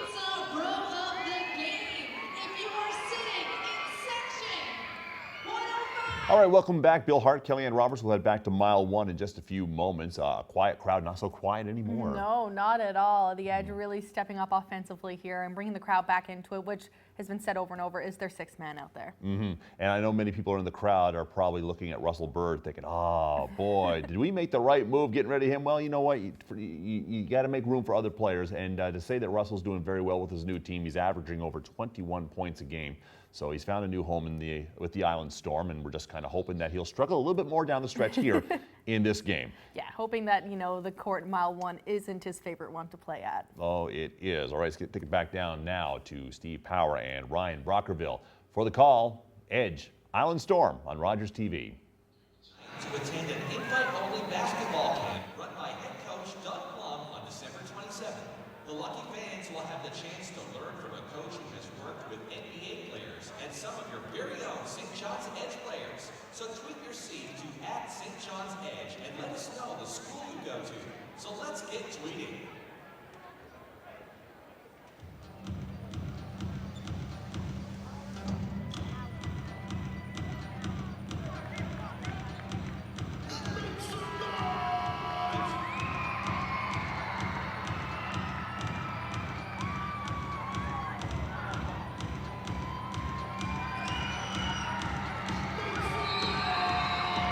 .537 left to go here. St. John's up by 2. Pretty back and forth affair here most of the day at mile 1. Maurice Jones Sr. now with the ball. Jones guarded by Brad States up top. He's going to take that mismatch, drive in low. Kicks it out for Kaplan. Kaplan outside for 3. And I tell you what, that guy has got a sweet release. Yeah, comes out of his hands very quickly. That's a charge. Charging is indeed the call as Jones gets knocked back about 40 feet. Go to offensive call, charge call by the officials. 5-point ball game here right now. And it's another one of those times. Are the Edge threatening to move ahead with it? We don't know. We just haven't seen that big swing in the lead. No, and this has been a very back and forth game for sure. Both the games against the Island Storm have been very back and forth. Here's English. English puts it up. English was hit pretty hard there, talking to the official, can't get the call. And play goes down the floor. Carl's still at the official. He might get teed up again here. I don't that one. I'm sorry, but he's not getting that call. I know he wants that call, but when he jumps and leans in like that, he's never going to get that call. If he just went straight up, he could have shot it right over the guy. He had the space. He's forcing it a little bit too much there. There you go. Ryan Brockerville letting you know he calls it like he sees it. President of the Referees Union, Ryan Brockerville. And I am not. 78-73. St. John's up by 5 here in the third quarter. Ball's going to be inbound to Des Lee. Leave it in the hands for Mo Jones Sr. Jones waiting to direct some traffic up top, kicks it in for Kaplan. Kaplan just never handled the pass cleanly. You could be sure he was going to let that launch if he had to. Wright Jr. was upended inside the key. He'll get to go down and he'll pick up the foul. Yeah, we're seeing the Edge run a lot of their offense now through Diego Kaplan. He's hot, he's got the hot hand, and great play by him. Couldn't get his feet set to get the shot off. Finds right on the inside, and he's going to hopefully make the back end of this. Comes up empty on the first one. Yeah, Keith Wright Jr. going to settle in now, shooting number 2, and he'll put that one through the bucket. Knocks it down for St. John's, 6-point lead. Russell Bird in for White. White trying to post up on Mo Jones. Good job by Jones there, picking that up. That's some good defense. We talked earlier about teams trying to take advantage of Maurice Jones Sr. Mo Jones Sr. played about like he was about 6'4" on that defensive possession then. Yeah, and great job by Mo Jones, standing his ground, hanging in there, and White, for whatever reason, he just could not get a handle on that ball. Speaking of handles, here's Mo Jones. Obino Aleka not ready for the pass. What a quick first step by Jones. Bird in transition. Into the key, kicks it back out for Bird. Bird from way outside. Can't get that one to be knocked down. Obino Aleka gonna grab the rebound, moves it over for Diego Kaplan. Kaplan will take it away. Here's Kaplan, outside for Lee. Lee drives the paint in for the big guy Oleka, and Oleka will lay that one up and in for an easy 2. Nice pass there by Des Lee. White for Bird. Bird Way outside, long three-point shot. The only one making those shots today for this PEI Island Store team has been Russell Bird. From way outside, Bird's been pretty good. Not getting a lot of help from beyond the arc from his teammates. No, certainly not. And Campbell's made a couple, but the more consistent player for the Island Storm has been Bird by far. 3:30 left to go here. Both teams now into bonus with that time left to go. Certainly a rock'em sock'em affair. And we've got Daniel Gordon checking into the game now for the Island Storm. Daniel Gordon played his university basketball here with the Munn Seahawks. You must be pretty familiar with Daniel Gordon, Ryan. Yeah, up until Daniel left to come play for the Island Storm, I was playing with him, once or twice a week. And he's really put in the work, and it's great to see him out here and getting some minutes. So you got to think young Mr. Gordon's pretty excited to get on the floor here at Mile 1. Yeah, for sure. And he's definitely got some friends here at the game. Only just moved recently, and I'd say he's going to be looking to put on a bit of a show here. Tell you what, Brad State's friend isn't Keith Wright Jr., because that was a heck of a defensive play there by Wright Jr. Ball kicked outside. Jones wide open, puts it over for Des Lee, who might have been opener. Good offensive rebound by Wright Jr. Wright Jr., fresh shot clock, kicks it out to Mo Jones. Jones gonna put the ball down, stop, settle things down. Couple of misses by the edge, but good offensive rebounds indeed. Jones working that shot clock down, gonna wait and see where it goes. Jones guarded by big Brad States up top. Good offensive rebound by Des Lee, and Lee gets the foul underneath, and Jones got tied up with States up top. What is Brad States doing out there guarding Mo Jones? Yeah, certainly a mismatch for Mo Jones, and he recognized that right away. Brought the ball out, worked the clock down. He knew that he could take States whenever he wanted to. Oh my goodness, yes. I might have a chance of taking Brad States. And let's not go too far here. Yeah, that's true. I don't think I could take the United States with a first step. There's no way. 2:40 left to go here. 10-point lead once again for the Edge. Is this the time the Edge are going to make the move? We'll have to wait and see. We'll be right back.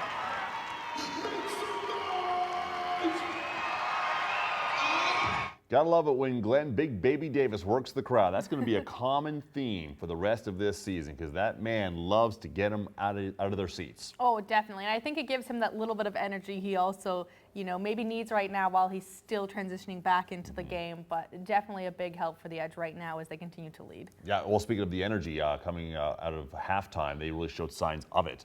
They're sticking their shots, they're getting those threes, they're getting the rebounds, and now you have to ask yourself, are the Island Storm ready to answer?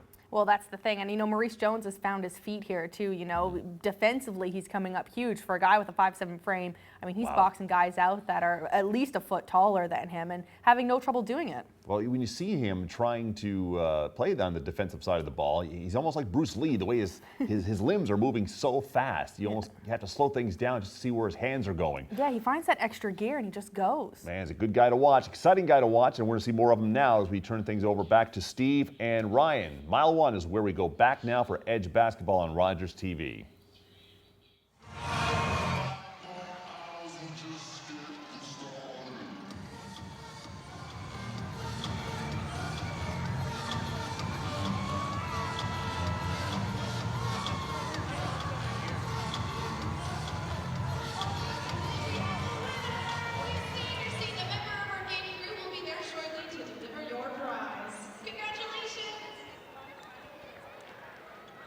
All right, Des Lee going to go to the line here for the Edge, up by 10.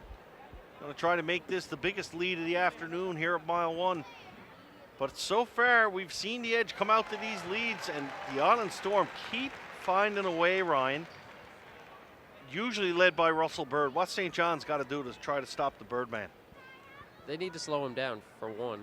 I think you need to get one of your better defenders on him. Deny him the ball. Who would that be? Who would you put on him? On the floor right now, I'm looking at either Des Lee or Diego Kaplan. Get a bit of size on him, a bit of length, a bit of athleticism. Try to slow him down. Between him and Samson Carter, you got to try to stop one of them from scoring. If you can keep one of them off the scoreboard, that's a win. They're going zone right now. And it's going to stay Island Storm ball on that. That's a good call by the official. They are going zone.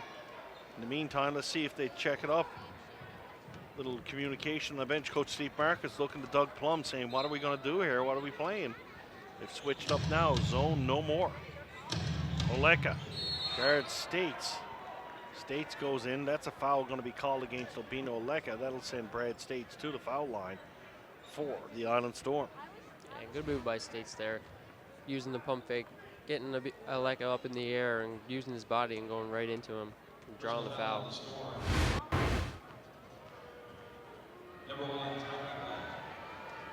Looks a lot better than the last free throw that he shot. States wasn't exactly the smooth shooting free throw shooter. Apparently his inner Shaquille O'Neal from the line. Looks a lot better on that trip. 2 for 2 there, and good job by him. Mo Jones for the Edge coming up the floor. Carl English on his feet, looking to check back into the game for St. John's. Jones out for Kaplan. Kaplan got caught in between there. That's a nice pass there. And what a finish by Des Lee. Oh boy! Des Lee looked like, how did he muscle that ball into this? I don't even have the words for that one. Des Lee, what are you doing?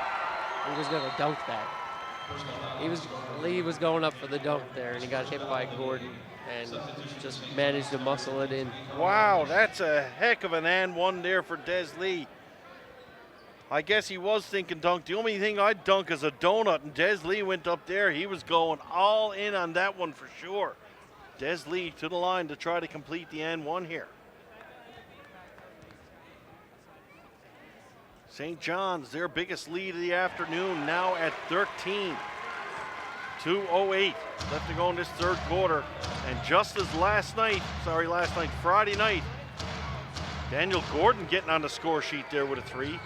It was Mo Jones who completely took over the third quarter of this game. This one tonight seems to be a much more of a team effort. Yeah, for sure. And this is something that the Edge need to do a lot more often. Great play by Lee. There's Lee again. Des Lee starting to heat up here for St. John's. Jaron Skeet loving it on that St. John's bench.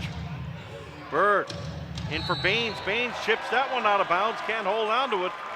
Baines saying to the official, not quite sure what he could be possibly saying to the official there. And you see Keith Wright Jr. trying to get these fans on their feet, and they do so indeed. St. John's got momentum on their side right now. Let's see if they can keep it for the last minute and a half of this third quarter. Here's Mo Jones. Out for English. English guarded by Bird. That's a matchup English likes there. English steps back and Bird gets it, and he is letting him know about it. Coming back down the floor. Gordon for 3 from the other side. Daniel Gordon can't get that one to drop. Mo Jones gonna pull it down. Here's Lee, back for Jones. English is in the corner, just screaming for the ball. He wants it again so bad. Foul called away from the ball. That's gonna go against Scott. St. John's will get an opportunity to go to the line again as they are in the bonus. It'll be big Keith Wright Jr. at the foul line, just under a minute left to play. Yeah, and the Edge are out to a little run here. The Island Storm are gonna need to stop this run if they want to get back into this game.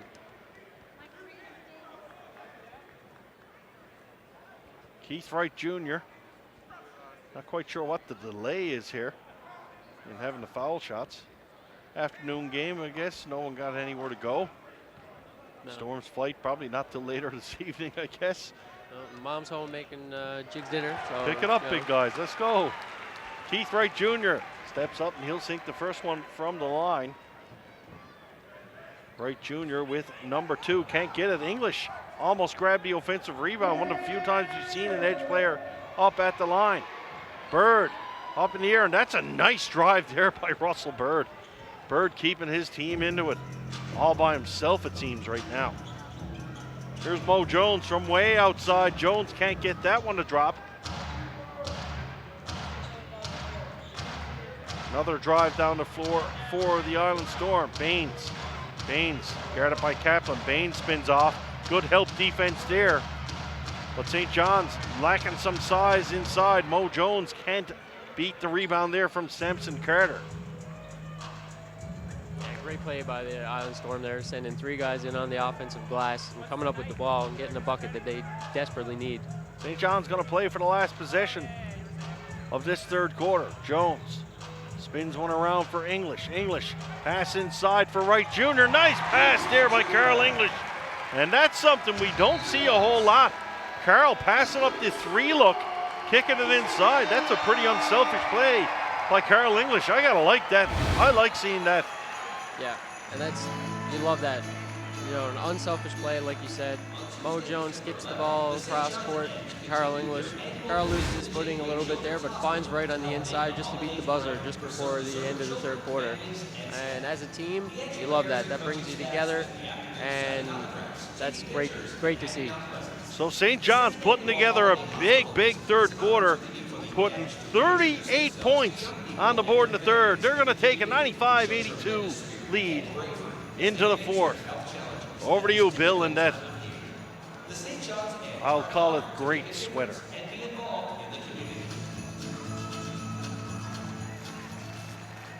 Well, thank you, Steve. This great sweater also has a pretty great tie to it as well. I hadn't even noticed Yeah, that. see? Yeah, I just messed up my microphone too. The guys in the studio are going to really rake me over the coals for that one. 38 points in the third quarter. That's what the doctor ordered for the St. John's Edge. They have the lead 95-82. I don't know what Coach Doug Plum said at halftime there, but whatever it is, it's working. So note to Doug to continue to do whatever he's doing, which, you know, I'm sure was kind of laying into the guys a little bit about rebounding, which was the big thing here. But the threes, right, it tends to be the story today. I mean, Carl and Diego coming up huge there. Carl right now going 6 for 10 from outside the arc, and Diego going 5 for 8, which is huge. I mean, and then Carl to dish inside there, which is uncharacteristic of him, but to see that, you know, Wright Jr. is open in the key and to hit that was huge. Well, it goes to show the Edge playbook is much thicker than it was last year. Definitely, a lot more movement. All right, go back to Steve Power and Ryan Brockerville now as we continue with the second half Edge basketball on Rogers TV.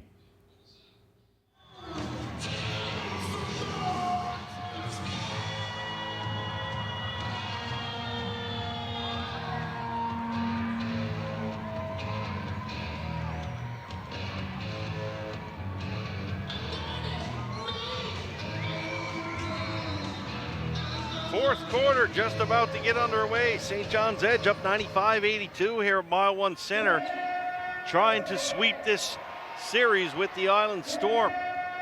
Here's White for PEI. White into the basket, switches hands mid-air. Good effort there. Couldn't get it to drop though. Junior Cadogan to the floor. Outside for Des Lee.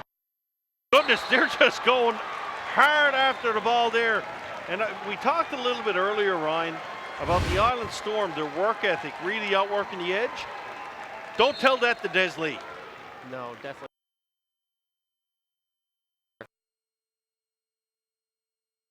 Half court, diving and getting that ball. That's a great hustle by White and great hustle by Lee. Des Lee does not know how to quit. I don't think he knows how to play the game anyway but hard. Great on Des, good job. It'll be Edge ball here at half court, although we do have discussion between the officials. God knows what will come out of that. I think they're trying to figure out if the jump ball went the right way or not.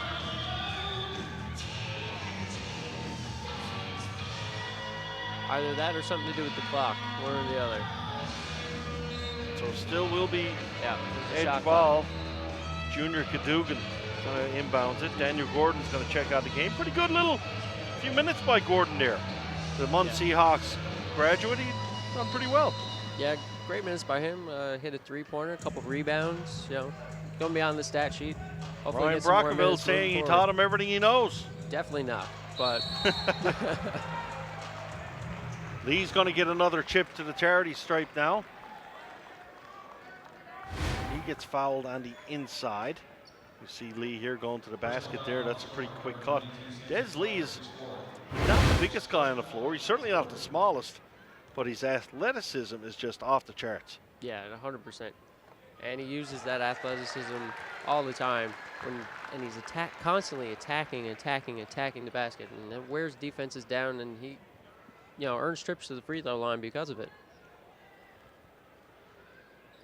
Lee perfect from the line on that trip, and Carl English is still talking to Russell Bird back down the floor.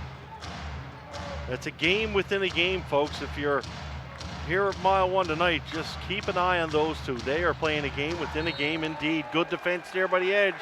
That causes a little bit of a miscommunication there, a little free ball for St. John's.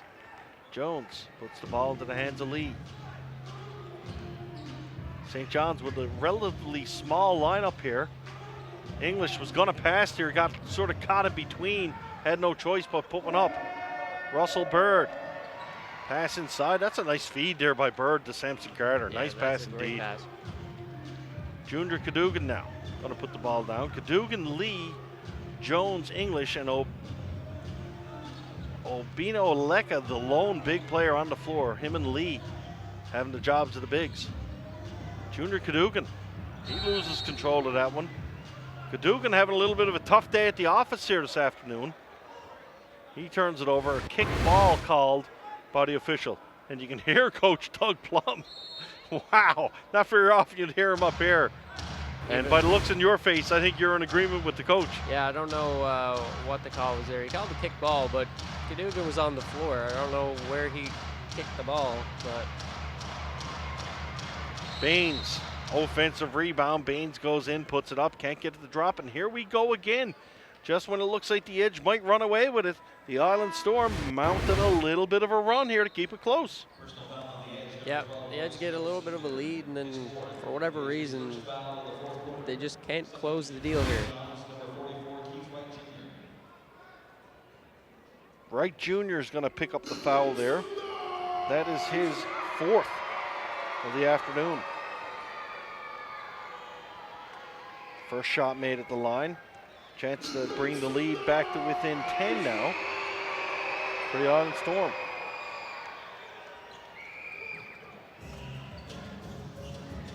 The old shot clock going the wrong way there. The Edge getting points for the Island Storm free throws. That's not going to work out too well. You want to get Coach Hendrick upset, that's the way to do it. Here's Jones for English. English in for Wright Jr. Wright Jr., good strong move, putting it up to the basket, and the big guy will take two. Yeah, good job. Great pass by Carl to find him on the inside. He had the size advantage, and good catch and good finish. Scoreboard reading 186. I don't think it's that. I believe we're looking at more like 95 or something. We'll get it figured out. Des Lee, good effort once again. Lee unfortunately lost the handle on it. Thought about running when he should have just held on, but a good effort to cause that turnover by Des Lee. We see here Lee's just been all over the ball here this afternoon for St. John's. Great effort by Des. Diego Kaplan's going to check back in for Junior Cadogan. Oleka is out. And who do we have for Oleka? Mo Jones? No. Must be only one substitution. Yeah, just the one substitution. Kaplan coming in. Shot from the outside by Baines. That one's going to catch iron. Carl English will grab the rebound for St. John's. English guarded by Campbell. English is going to kick it outside to Mo Jones. Jones for English. English looking for the big man down low. Denied inside. The pass on Des Lee. Got a foul here. Is going to go against Maurice Jones. Jones protesting to the official that his position was established. Not quite sure on that one, Mo. I think that's a good call by Mr. Referee on that one. 9:20 left to go here. 99-86 is what the clock is reading. I'm still not sure about that. I don't know. I've been keeping track, to be honest. Here's a wide open three-point shot in the corner. All of a sudden, Samson Carter struggling from the field for the Island Storm. He's had a couple of good looks, just can't get it to drop. Cadogan back into the game. Cadogan up top. Mo Jones going to take a little bit of a breather. Junior Cadogan, he's in charge of being the floor general right now. Cadogan, pass, that's turned over, and that one comes back.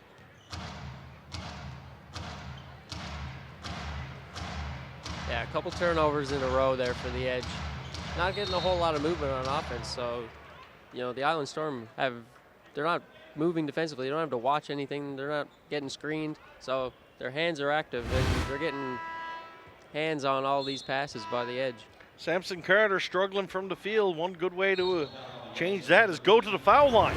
Carter will go to the foul line. We got a timeout call. This one by the edge. Coach Doug Plum gotta think he's not liking the pace of this one. A little bit of a sleepy start to this fourth quarter. Edge 99, Storm 86. We'll be right back. Thank you, Steve. Thank you, Ryan. Bill Hart, Kellyanne Roberts, as we take a little break in this this quarter here. And, well, Coach Plum, needing to call a timeout. Maybe the plum is about to pop a little bit. I think just trying to get the team, back on track here and getting back to the systems that were working for them and, moving that ball extremely well. We think it started with a few bobbles down in the offensive zone, but now that's transitioning back into the defensive zone, which is what you don't want. But, the Edge still doing a lot of things right. They've got 3 players that are, well, more than 3 players. But you've got 2 hitting above 20 points and, Desmond Lee just behind them there with, I believe it's 19 right now. And Des Lee playing hard for that ball. Oh, he is diving for everything. Nice, and that's what we want to see. And if you've been watching this league, the lead that the Edge has right now is anything but safe. Oh, I mean, if that was exactly the story on Friday, was that no lead was safe, and it's the exact same thing here tonight, like you said, Bill. All right, with the call, we go back now to Steve Power and Ryan Brockerville. Edge basketball on Rogers TV. Number 4. 3 of Santa's reindeer's name begins with the letter D. Do you know what they are? Donner, that's 1. Dancer, that's 2. And Dasher, that's 3. She got it! Congratulations, Avery! And you get a pair of Edge tickets in January. Yay! You have that. Sweet. And somebody could be going home with $2,515. And the lucky winner purchased ticket number B029478. That number again is B029478. Congratulations! All right, 8:42 left to go. St. John's leading 99-86. Samson Carter going to go to the line here for the Island Storm. Trying to keep the Storm in hanging around. They can keep this under 10 with 5 left to go. They'll be okay in their minds indeed.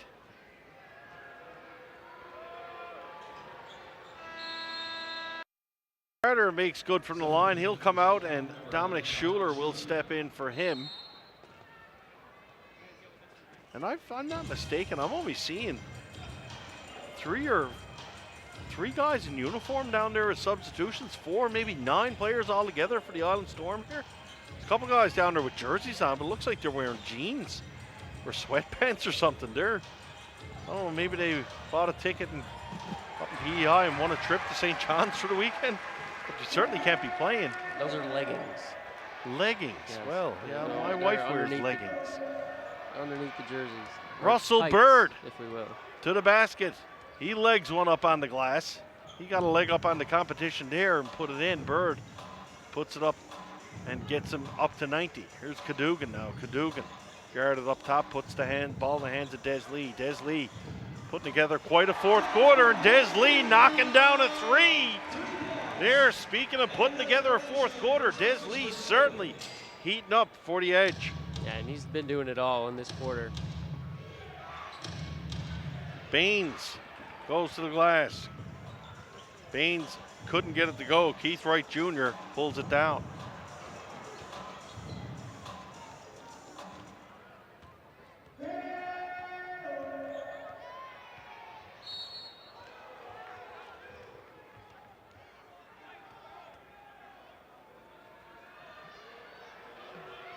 The Boo-Birds starting to come out here at mile 1. Not too happy with that call by the officials, but nonetheless, it'll be a call. That'll put Baines to the line.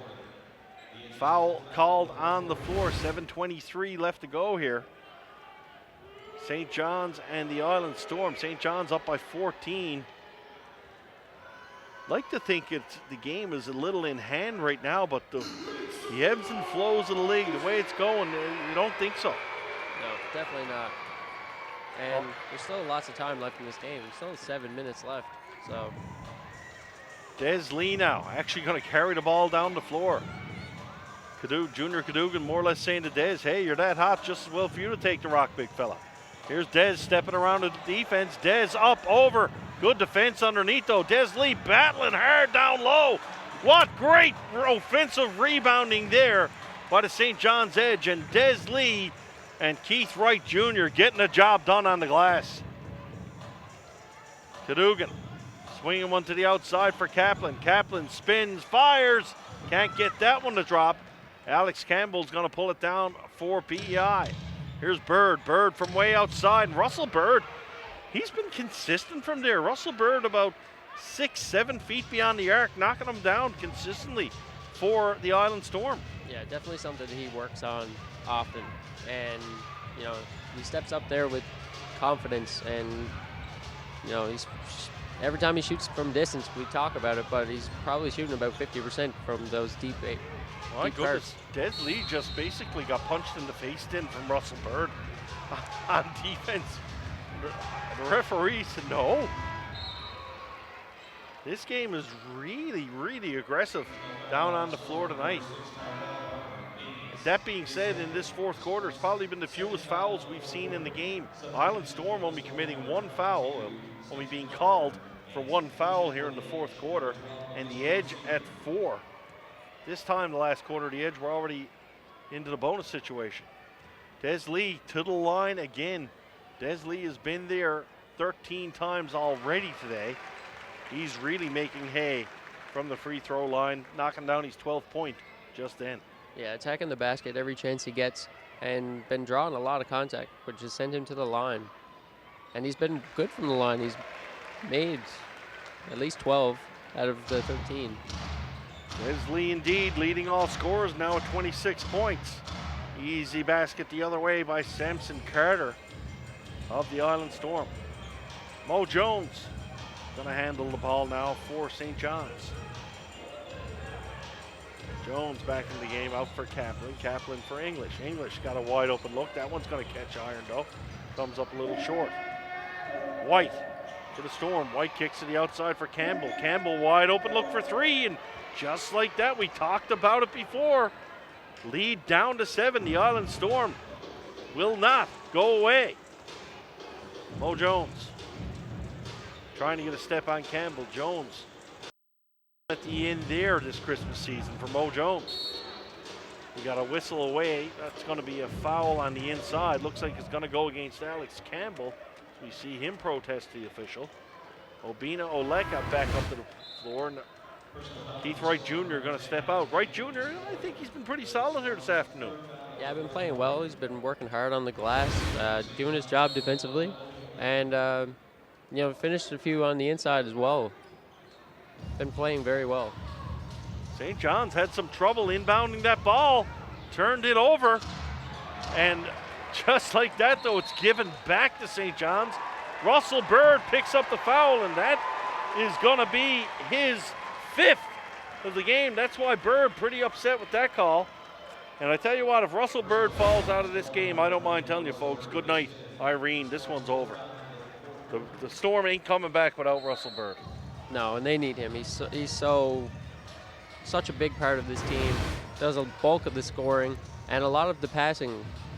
A lot of the great passing is done by Bird, so they really need him. Mo Jones matched up on Bird. Jones kicks one outside to Des Lee. Lee underneath the basket. Lee drives through. How is that not goaltending? Lee, ball way up over the hoop then. Dominic Schuler come over and got some fingers on it, tips it away, and it'll be Island Storm ball. Schuler puts the ball to the hands of Campbell. Campbell guarded by Maurice Jones, Sr. I really like Jones Sr. Hey, he doesn't take any time off. He will defend all over the floor. Speaking of a nice play, that's a good one there by Alex Campbell. He drives through. Lead down to 5 now. Good move being made here by the Island Storm. Yeah, Jones Jr. Jones good play Sr. by Campbell there, getting inside, finishing high off glass. Maurice Jones in the hands of Diego Kaplan. Kaplan in for Abino Oleka. Shot from outside. Des Lee grabs the offensive board though, and that's a big rebound for St. John's. Kaplan can't get that one to drop. Another rebound by Oleka. Couldn't hold on though, and away comes Dominic Schuler of the Storm. Foul going to be called on Diego Kaplan there. Probably a good thing. Russell Bird would have been wide open for three. Yeah, smart play by Kaplan there to stop the break and put a halt on this bit of a run that the Island Storm have done on here. 7-point run here for PEI. The Island Storm here at mile 1. Chance to make it a one-possession ball game with a score on this. White for the inbounds, puts it in the hands of Campbell. Campbell's had a good fourth quarter. Campbell makes that good fourth quarter a little better, knocking down a big 3-ball from way outside. 2-point game now. St. John's lead evaporates from 13 down to 2. Here's Mo Jones in for Kaplan, back out for Jones. Jones to the top of the key. Jones at the foul line, pulls up. He's going to knock down. He'll drop that one. Got a little hometown roll on it to put it in. White in for Samson Carter. Carter trying to drive in on Oleka. How is that not traveling? You have no answer for me. That I'm going to think I'm right if you don't answer me when I do something like that. You're probably right. I'm probably right on that one. That's the best I'm going to get out of my partner this year up here. Folks, you're probably right. So I'm going to take that and run with it. 108-104. Here for the St. John's Edge. 3:29 left to go. Samson Carter, instead of turning the ball over on traveling, he's going to get a trip to the free throw line. Carter steps up and he'll knock down the first one. Down to 3.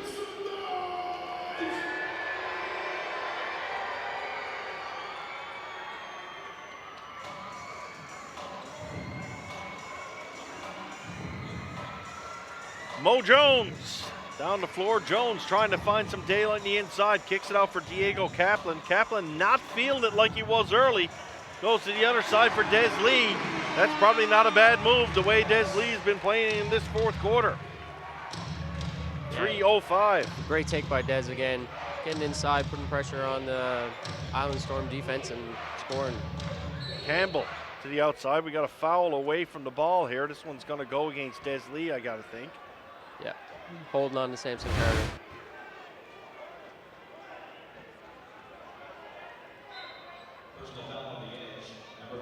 And he'll be shooting too because the Edge are in the bonus. Again. At least they got to the 3-minute mark this time. They've been in the bonus by the halfway mark of almost every quarter. Samson Carter down by 4, chance to bring it within 2. Last time the Island Storm led was at the end of the first half. And it's one of those games, they just hang on, You know, out of the 45 minutes we played, the Island Storm has probably only led for 40 seconds. But yet, they could win this ball game. Yeah, for sure. And, you know, the Edge have played well in this game, but they get ahead and they just can't seem to stay there whatsoever. Maurice Jones with the patented "I'm going to the lane and you're going to foul me and there's nothing you can do about it" move. Jones is going to get a trip to the line, and the game is really slowed down to a snail's pace. I mean, my goodness, we're getting a whistle every 5 seconds, it seems, right now. Yeah, and it's certainly having an impact on the game, the amount of fouls that have been called. You know, not seeing a whole lot of transition out of either team because, you know, they're picking the ball out of the basket because each team is scoring on every possession. Both teams' free throw percentage has risen. I know in the first half it was abysmal. They were at best 50%. Both teams recognizing they need to do a better job from the line, and Dave indeed does that. PEI at 76%, St. John's at 69%. Big three-point shot there. That one misses, but a big rebound there. Samson Carter all of a sudden coming alive here for the Island Storm. Yeah, and great rebound by Carter. The Edge did a great job forcing a miss from Bird on that long three-pointer, but couldn't close the possession by getting the defensive rebound. Samson Carter passing Russell Bird now, leading the Storm with 28 points. Here's Jones. Jones, little quick stutter step move. He gets to the outside. And Maurice Jones, when his team needs it most, starting to step up here for the St. John's Edge. Not quite sure. It must be a timeout call. I thought Coach Hendrick was ready to tackle the official there. He wanted the timeout. He practically ran out. Never practically ran out. He did run out. So, timeout called. 112-109 here. St. John's Edge up by 3. Buckle up, folks. Gonna be a dandy finish here at mile 1.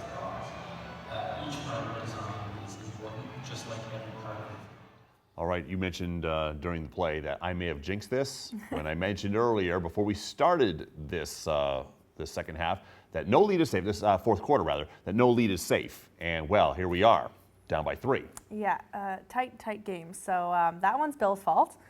No, you know, the Edge doing a lot of things right here, and the Storm kind of applying pressure here as well. But the pace of the game, like Steve has said, has slowed down tremendously, which is, you know what, bringing players, you know, a little bit more focused on what plays are going to happen instead of just moving the ball quicker. You know, the Edge generally giving up 98 points a game, and we're already into triple digits here and only averaging 101 points. So, you know what, both stats going a bit higher here. So a bit more threes happening today, but hopefully hit a few more here near the end of the quarter. All right, guys, don't let me down. I'll send you guys a Christmas ham if you keep this lead, okay? Let's go back down now to Steve Power and Ryan Brockerville for the call from mile 1. It's the St. John's Edge and the Island Storm on Rogers TV.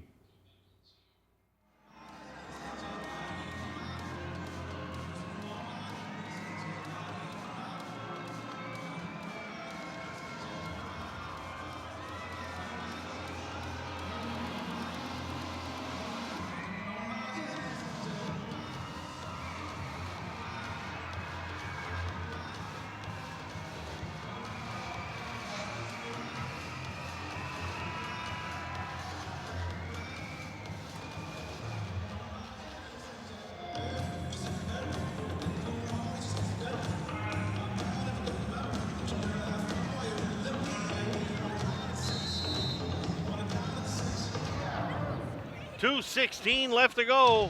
5-point ball game here. St. John's 114. Island Storm 109. Here's White now for the Storm. Island Storm with a couple of big players. Russell Bird, Alex Campbell, both playing with 5 fouls.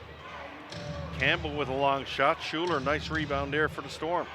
Schuler underneath. Good defense there by Keith Wright Jr. Schuler up again. He stays with it, and he'll get the offensive board. Bunch of whistles going on. Not quite sure what they're all about.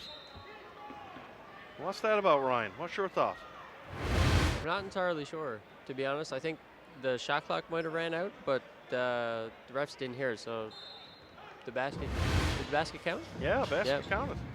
So it should have. Yeah. Shot clock wasn't close to running out there. No. Des Lee now, out for Diego Kaplan. Kaplan. Ball into Lee. Des Lee, he's had the hot hand indeed. Lee goes in, and that's going to be the 6th foul of the game. And you and I, just talking about it off camera, we said that you got to run at that Bird, and they indeed do so. And Bird has fouled out. Des Lee's going to go to the line again. See Coach Hendrick looking up to the clock. He's trying to look for a replay on it. Even if it's up there, big fella, the refs ain't changing their mind. He is out. Good effort on the afternoon by Russell Bird of the Island Storm, though. His line will finish with 25 points. Yeah, big effort. 1 rebound shy of a double-double. Yeah, great game by him. Unfortunately, Island Storm will have to find a way to win this game without him. Des Lee now at the line, 1:35 left. These free throws are probably a little bigger than the ones early on. Lee just sank his 14th point of the game from the free throw line. Des trying to open up a 5-point lead here now from the charity stripe. And he will indeed do so. Good foul shooting there by Lee. 30 points now. Great game by Des. Samson Carter bringing the ball up the floor for the Island Storm. That's something you didn't think you'd see. Carter goes in. Big rebound there by Keith Wright Jr., and that's a big possession. Watch Mo Jones use this clock now. St. John's, this is one of these ones that I think if St. John's scores here, it's going to be pretty tough for the Storm to come back. Yeah, this is a big possession for both teams. St. John's into the hands of Lee, out for English. English with the dagger from the outside. We haven't heard much of Carl English in this fourth quarter, But just like Friday night, he hits a big, big shot in the late stages of the game. Yeah, and these are the situations that Carl loves. You know, when he gets the opportunity to shoot those big shots, he's the one who wants the ball, and he wants it every time. Turnover. Campbell can't believe it. Ball's turned over the other way. Edge ball indeed. Another big discussion on the floor. We got a timeout going. And I like looking at the PEI coach. He's animated. He's into it. Every call. I don't think the officials in Washington, D.C. are lobbied as much as these officials here. Major lobbying effort going on by both coaches. 49 seconds remain. St. John's with an 8-point lead now. Ball in hand. Just got to keep your head now, boys. It should be in the bag right now. What do you think, Ryan Brockville? Yeah, I think you're spot on there. The Edge, right now, they're just going to try to work this clock. I wouldn't be surprised if you see the Island Storm come out here and foul right away and try to send the Edge to the line, try to extend this game a little bit, because that is what they need. Normally, I'd say that's probably a pretty good plan, but St. John's, I mean, Des Lee is 15 of 17 from the line. Mo Jones, 4-4. Wright Jr. might be the only guy to consider foul, but Wright Jr. is going to be nowhere near this ball. You got to think on the inbounds. Carl hasn't been to the line today. Carl's traditionally a fantastic free throw shooter, so options are pretty slim. I got to think it's steal or nothing. Yeah, for sure. They're definitely going to look to steal, but if they don't get the steal, they'll be going for the foul. And, you know, like you said, the options for fouling are not fantastic because everyone on the floor for the Edge is Kaplan, a good Desley, shooter. English, Jones, and like you say, Keith Wright Jr. is not going to be anywhere near this inbounds pass. The only way Wright Jr. is getting this ball if he stood up underneath the basket for a layup. Ball into the hands of Jones, and he is fouled right away.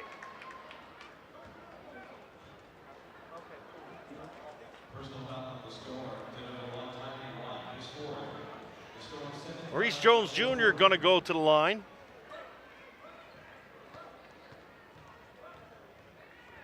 And he will set up, and this will be the proverbial icing on the cake here. Chance to make this a 4-possession game with this second shot. And that one ought to do it. The fat lady might not be singing, but she's certainly doing her ABCs warming up on the stage. Probably not appropriate to say the fat lady's singing now. Probably not. Probably not. But anyway, hey, it is what it is. Des Lee on the inbound. Good quick answer there from the Island Storm. English for Lee. Lee out for Mo Jones. Jones just going to stop, settle things down. And that one's probably going to do it now. Carter pushing off on Jones. Now he'll have no choice but foul Jones. Carter with a big smile on his face. He knows. Mo Jones knows that's the way it goes too. Jones going to go to the line, try to pad his stats a little more.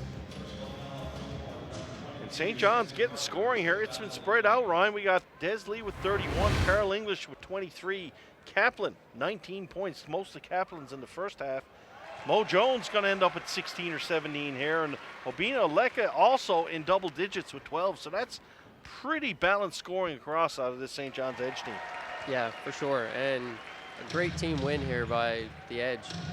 You know, you get contributions from 4 or 5 guys. That's something that you love. And with a team that as deep as the Edge, that's something that they're going to want to see for the rest of the season. They are going to do it all year long. I mean, that's just the way they are. It's going to be like it. Teams coming in here, yeah, you might shut Carl down one night. Maybe Mo Jones is off, but there's a lot of weapons on this St. John's Edge team. And I'll tell you what, full marks once again to the Island Storm.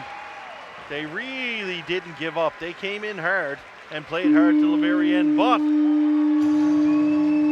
the old saying, I can't remember the movie, it was just too much, too soon for the Island Storm to come away with. Final thoughts, Ryan Brockerville. A great two games from the Edge, I think. You know, like you said, this Charlottetown team is tough. They come in, they don't give up. You know, they might not be the most skilled team in the league by any means, but they came in and they put their game plan into full action. And I think they gave the Edge a tough 2 games. And for the Edge to come away with 2 wins here, I think that's it's a great sign for this team and a great thing moving forward. Player of the game for the St. John's Edge, Des Lee, 15 of 17 from the line. 7 of 14 field goals and 2 3-pointers for 31 points for Des Lee today. That'll do it from Mile 1 Center till Tuesday night when the Sudbury Five are in town. Please join us. 123-116 final score. Let's go back to Bill Hart, and I'm going to go get me a red Christmas sweater just like that one. Take it away, Bill. Steve, if you can look half as good as me in this sweater, that would be a Christmas miracle. Des Lee, player of the game in Edge 123-116 win, third win in a row. Yeah, I mean, huge win for the Edge here. You know, the second one at home, which was also big for them. But you know what? Really getting the crowd into it as we look at this highlight here from Diego Kaplan. I mean, getting the crowd on their feet and into this game, you know, coming down offensively here, throwing that one up, and no mistake about it. You know, that one's going down. Obina Oleka stepping up. This is the second game with the Edge here now, too.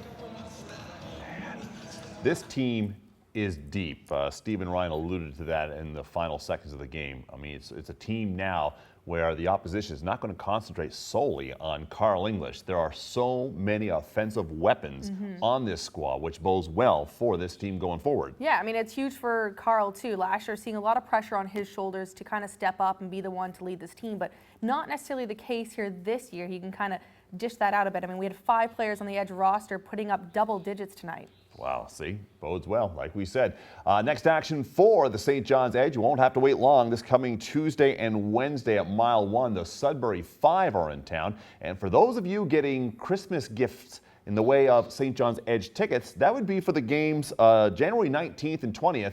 And those are doozies because the London